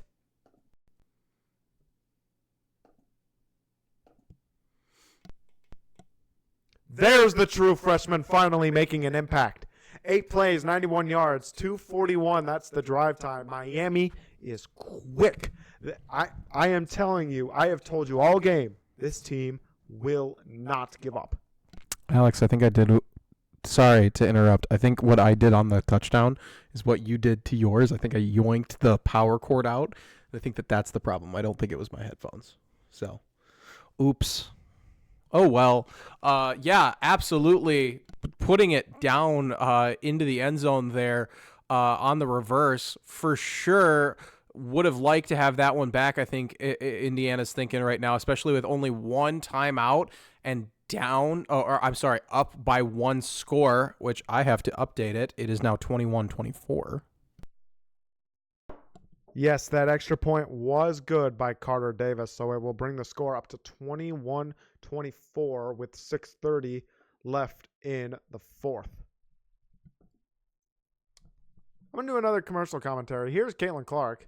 I think she's advertising for Gatorade. Yes. Gatorade is the #1 proven electrolyte blend. All right. Ooh. Here's a Marvel movie. Show, actually. Ooh. Oh. Wonder Man. All 8 episodes on Disney Plus, Coley. I don't care. You don't care? No, I literally could care less. Isn't that crazy? I could care less about that show. Not really interested. I'm interested to watch Doomsday because I want to see how bad they fail at it. But other than that, I'm not super obsessed with Marvel right now. All right. It is time for the Indiana Hoosiers to continue to do its thing. Fernando Mendoza has been clutch all game. Fernando needs to continue to keep being clutch. The run game has been absolutely excellent. It seems the momentum has changed to the offensive side of the ball for both teams, to say the least. Yeah, there is so much football left to be played in Miami tonight on Monday, January 19th, 2026. The expanded college football playoff, what everybody said has been a disaster. I can't see how you look at this and say that it was not phenomenal football. I don't know, man. Last year, that wouldn't have been an overreaction to say that because every game was a blowout. But now teams are adapting to this. Now it is a lot closer. NIL has changed even from last year. It is now much, much, much, much, much more competitive. And this is what the NCAA wanted all along. Yep, definitely getting it. We have now been live on air with you who are watching at home and us who are watching also from home. 3 hours, 9 minutes, and 28 seconds. Oh, geez. It is already 9:50 at night. Unbelievable. It is now almost 10 o'clock at night. Ay, ay, ay. Yeah.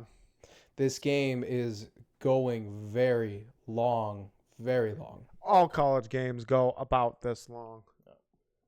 And we still have 6:30 left in this game. They're now showing more highlights from Fernando Mendoza from when they beat a backup QB. And then from when they beat Oregon. And then they just showed probably the catch of the year from Omar Cooper Jr. in that game against Penn State.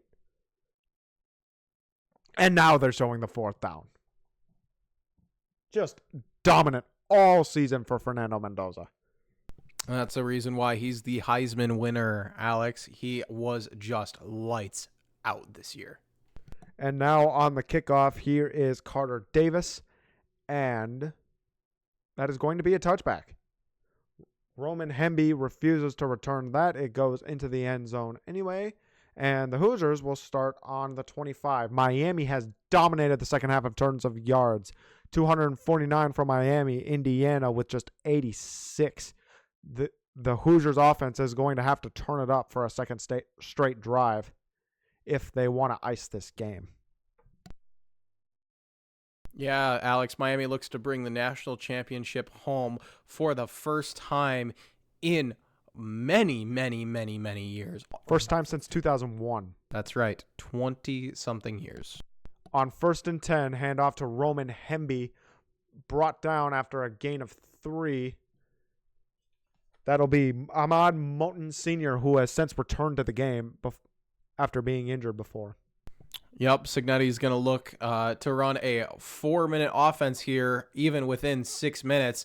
They're going to try to get Miami to use their timeouts. They're going to try to get this Miami defense on their toes. They need a first down to do it, though.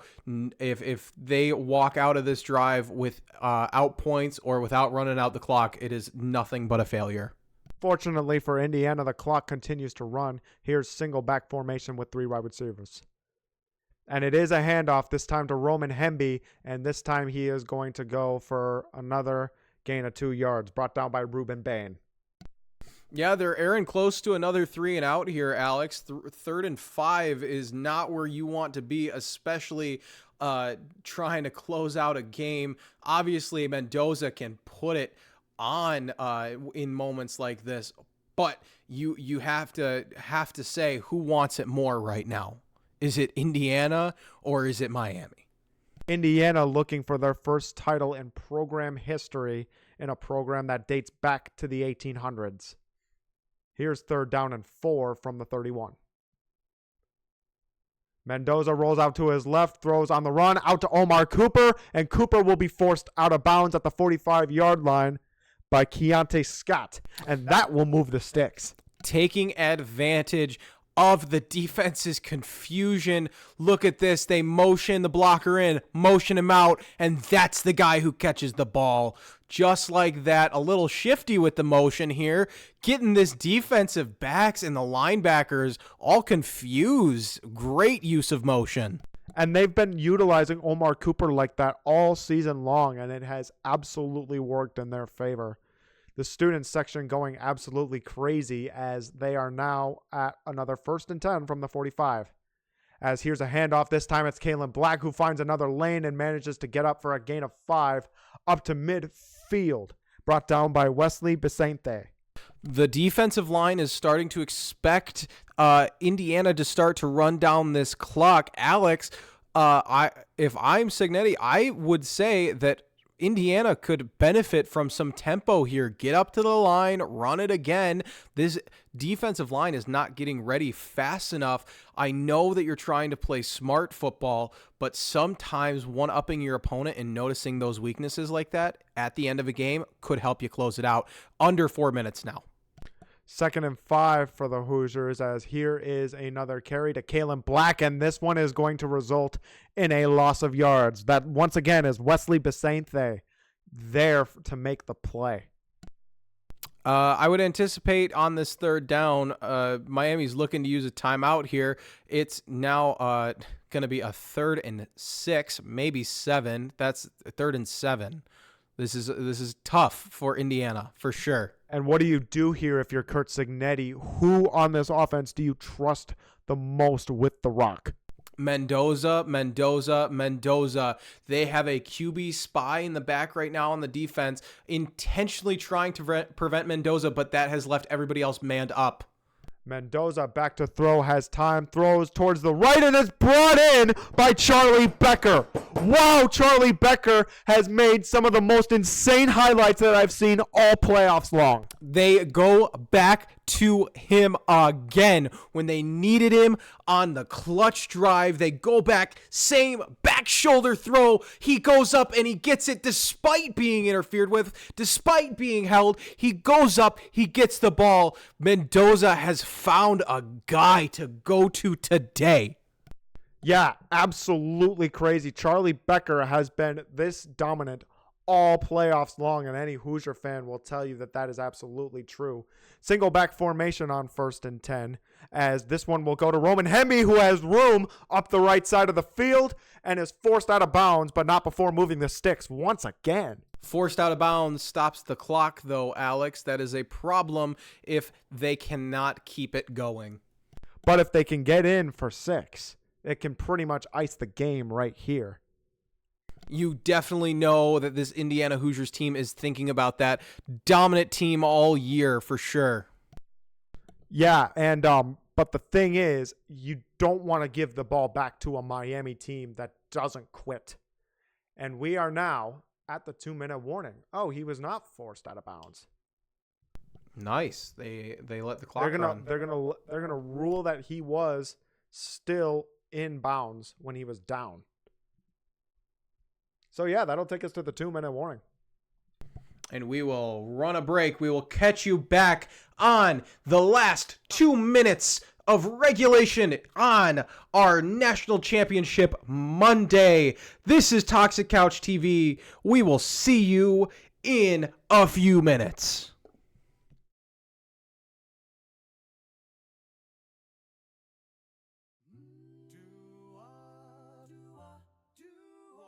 Hey, hey, hey, we're live from the couch where the big boys play. Colton Heinrich, sharp as a tack. Alex Blackwood's got the stats to back. We're tossing hot takes like a perfect pass. Talking touchdowns, tackles, and a little sass. Toxic Couch TV, where the banter flies so free. Toxic Couch TV, you get your sports straight from we. We call the plays before they unfold. Predict the champs, both brave and bold. From Sunday lights to Monday night, we're singing takes that just sound right. Toxic Couch TV, the gridiron's melody. Toxic Couch TV, hot takes in perfect key. That QB's cold, but he still got soul. Defense wins when the nights turn old. Ooh, the game's on a roll. Ba-da-dum, ba-da-dum, boom, boom. Now here's the breaking news. Don't change that view. And don't change that view. Toxic Couch TV, your weekly show with glee. Colton and Alex, harmony. Toxic Couch TV.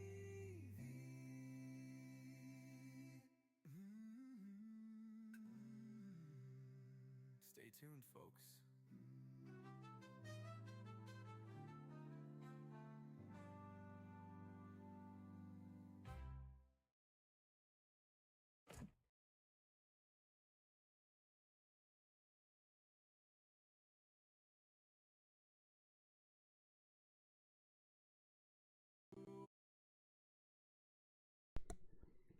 And we are back for the conclusion of this game between the Hurricanes and the Hoosiers. The Hoosiers are not out of the water just yet, but it looks pretty good in Miami territory up on the score. As Mendoza on 1st and 10 will give it to Roman Hemby, who is brought down after a gain of 9 and a Hurricane is hurt.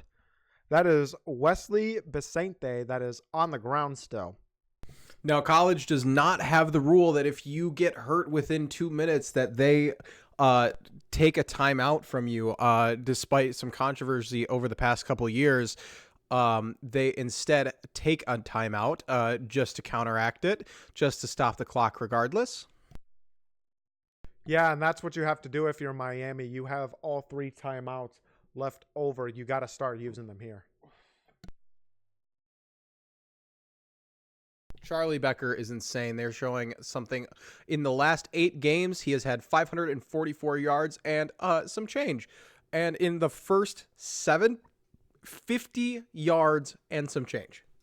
Oh yeah, Charlie Becker has been probably the most impactful receiver in the Hoosiers receiver room these past couple of weeks. And you're talking a room with Surratt and Omar Cooper Jr. That's actually very, very impressive.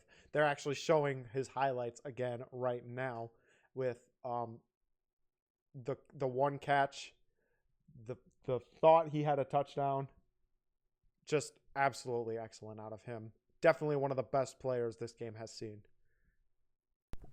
Miami tries to slow the game down, but it is a 2nd and 1, which leaves us with Indiana driving in the red zone past their own 15. Ball on the 13-yard line, excuse me. As here is a, and this is going to be a flag. This is going to be a false start on the Indiana Hoosiers. A procedural penalty that we have not seen from both teams since the start of the first quarter. Ay, ay, ay, this hurts. Yeah, you definitely have to be more disciplined at this point in the game. That is Carter Smith, the left tackle, who is charged with the penalty. Carter Smith was actually in a guard position when that happened. Oh. And he's, I don't think he is anymore. I think they moved him back out the tackle. No, they moved him back. Charlie Becker in motion. Here is a handoff on 2nd down and 6 to Roman Hemby, and he is going to be brought down just after the line of scrimmage by who else but Ahmad Moten Sr. And they're not going to get to take any time off the clock with that run up the middle because Miami takes their second to last timeout. But now you've put Fernando Mendoza in another situation, Coley. In his own red zone, yeah. This does not feel, unless it is 4-down territory and you put it in your defense's hands. Which Kurt Signetti could do. I think if you're Kurt, though, and you don't get this 3rd down, you have to kick because Miami can tie this with a field goal. Yep, absolutely. I think that you have to try to get up the score. Obviously, Mendoza's thinking touchdown right now, having an absolutely unbelievable night, 16 for 27 with 186 yards. Obviously not the night that he has had most throughout the playoffs, but he has shown up in big moments. He obviously has that rushing touchdown.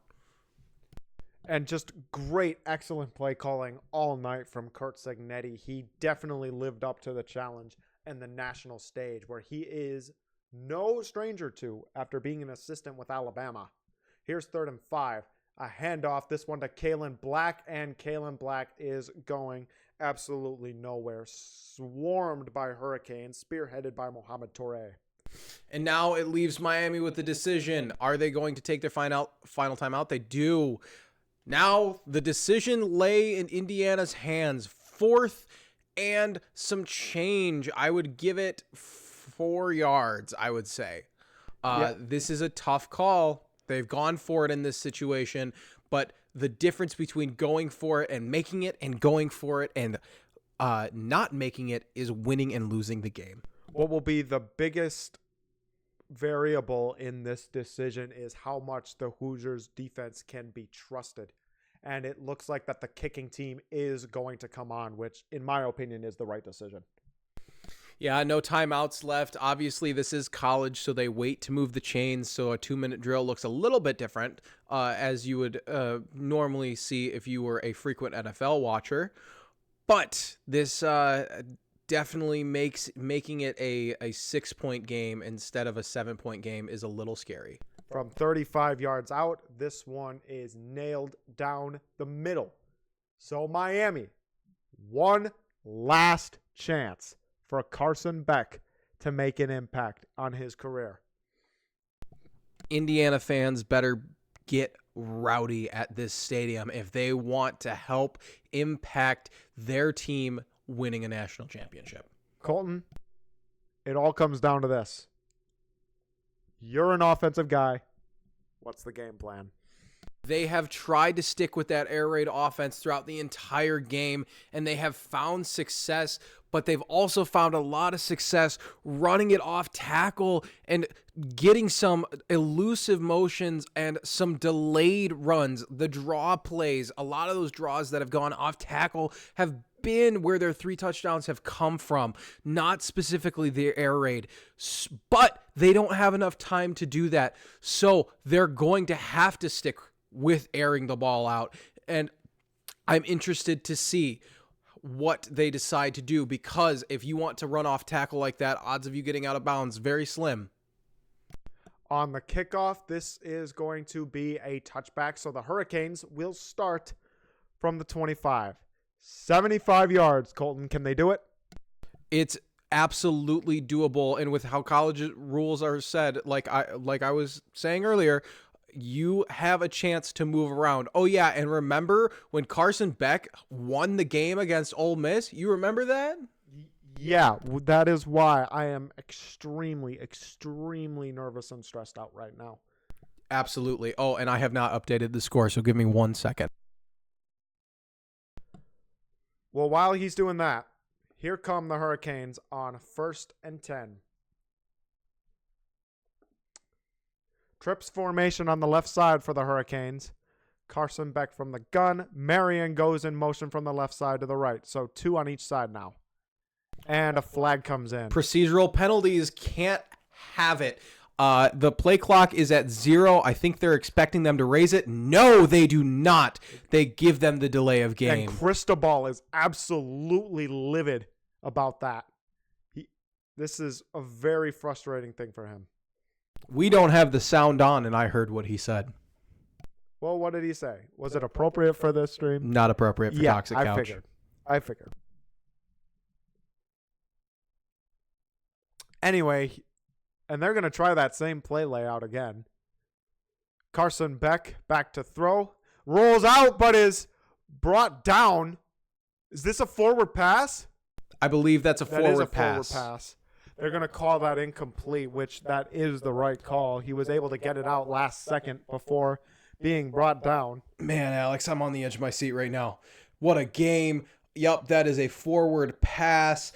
Good on Indiana for still getting on the ball. Obviously, whenever a ball is out like that, you want to get on it no matter what. Carson Beck, they dial up the pressure. 2nd and 15 with a whole rowdy crowd despite being in their home stadium. Yeah, it is loud in there, I can tell, and I don't even have the volume on. Beck on 2nd and 15 will throw towards the middle, and there was a miscommunication on that route. And Carson Beck is down. No. Roughing the passer or targeting. There's a flag on the play. Carson Beck gets up. That is going to be roughing. A procedural penalty coming at the wrong time for Indiana. That's on Mario Landino, too. Obviously didn't see that Beck had already thrown the football. Just an unfortunate turn of events for him. Gives them a new set of downs, despite having them so far behind the sticks. This hurts if you're Indiana. Their defense has to get mentally right now. Bringing pressure, never mind. Here's Beck. And here's a check down to Charmar Brown, and that will move the sticks. What a play draw by Cristobal, brought down by Elijah Hardy. Thrown to the middle of the field, so they're going as fast as they can here, Alex. Indiana's defense is flustered. Yeah, they have no idea what to do here. Here's 1st and 10 again for Carson Beck. This time he throws it out, and this one is brought in by Malachi Toney. Call it a gain of 8. And it'll bring up 2nd down. They don't have to move the sticks, so the clock still runs. The ball is set. Indiana's defense still can't get set. Clock continues to run. And this one is brought in by C.J. Daniels. He is inbounds, so the clock runs. They still have to reset the chains, though. 52 seconds, that's a whole ton of time. Yeah. And now a referee stoppage. An official timeout. No, Indiana's going to call a timeout. Sorry. That is their final. Wow. Oh my gosh. I am so nervous. Oh my goodness. What a heater of a football game. But oh my gosh. Wow. Yeah, I don't know what to say. The defense has to turn it up. You said it yourself. They can't even get properly set. Yep, the defense not responding well to tempo, obviously exhausted at this point in the game. Wow. And I get giving your defense a chance to rest, but that also gives the offense an equal opportunity to rest. I think the timeout's a good call. They just had on screen Carson Beck has 8 career wins when trailing in the fourth quarter. Could we see another one tonight against I the Indiana sure hope Hoosiers not. in the national championship? Beck back to throw this one deep again, and it's intercepted! Jamari Sharp comes up with the football, and that's going to end the game with 44 seconds remaining! Oh, Carson Beck throws an interception, throws it into double coverage. He just didn't see him. Oh, no, there's a flag! I'm assuming it comes after the play, right? I'm assuming that will be an unsportsmanlike conduct on who intercepted it. That was Jamari Sharp. I would assume that would be on Jamari Sharp unless they want to call a pass interference that would keep the game going. They are going to call it an unsportsmanlike. So that gives Indiana the ball, and what they can do now is just kneel it out. 2 kneel downs, and that will wrap up the college football season. I don't care. If you just won the national championship for your team, you deserve to get as many unsportsmanlike penalties as you want. Yeah, no, absolutely. I think this will be completely overlooked. And just, wow. What a season for the Indiana Hoosiers, man. Carson Beck throws that ball to the pylon, and that's a touchdown. Yeah.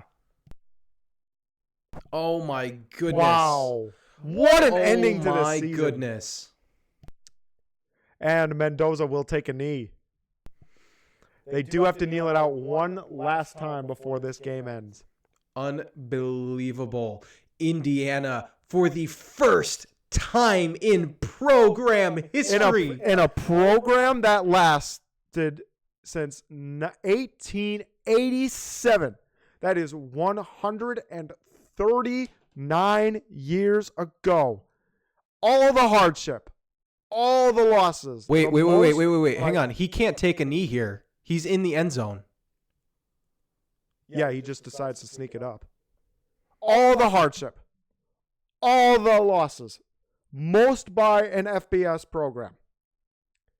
All the adversity that this Hoosiers program has taken on for years and years and years finally pays off for all of Hoosier Nation.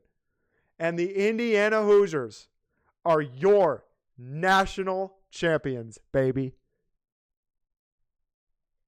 Absolutely unbelievable season by the Hoosiers. Unbelievable football game.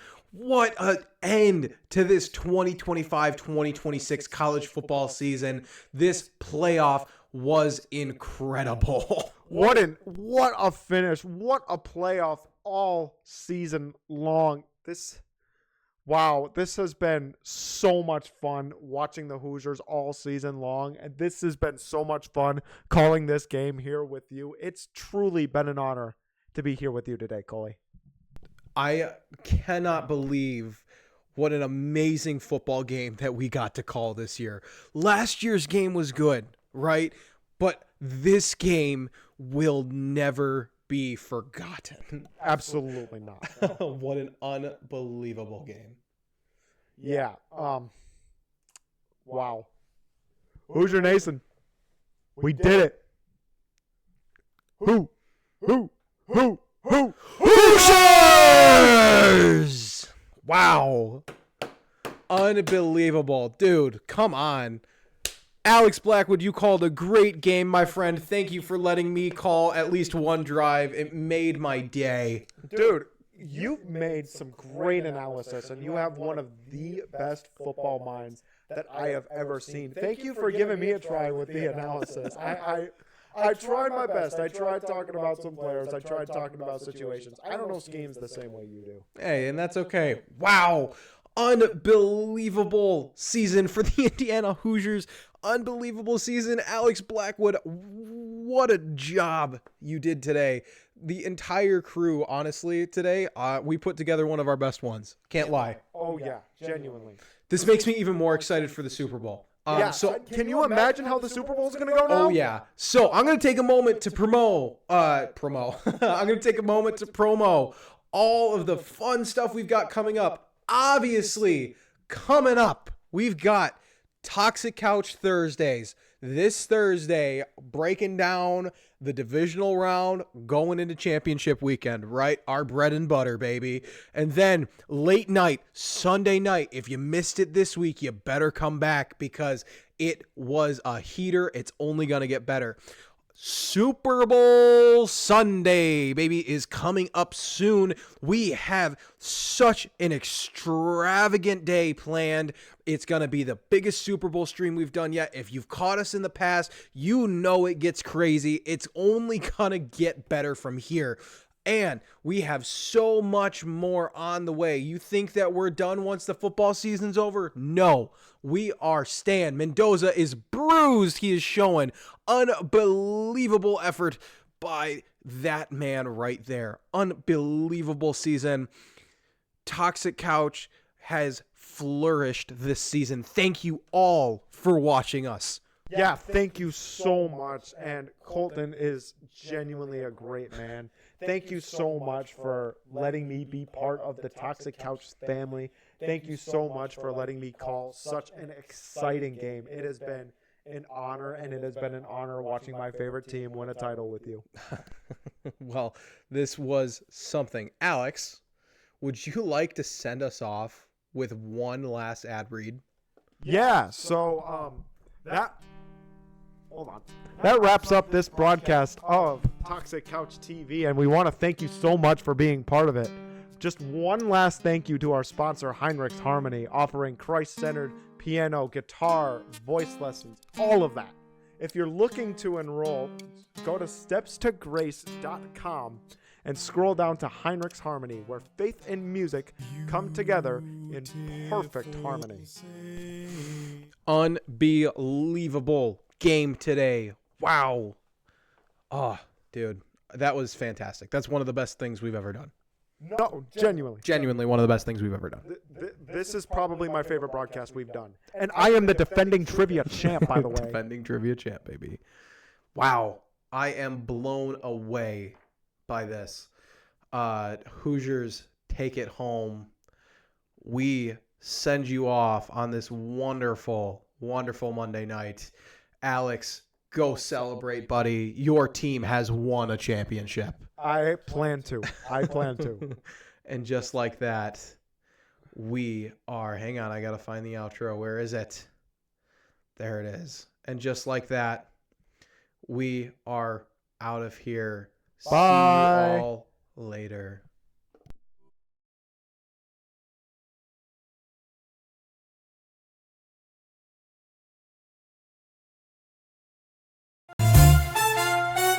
Toxic Couch TV.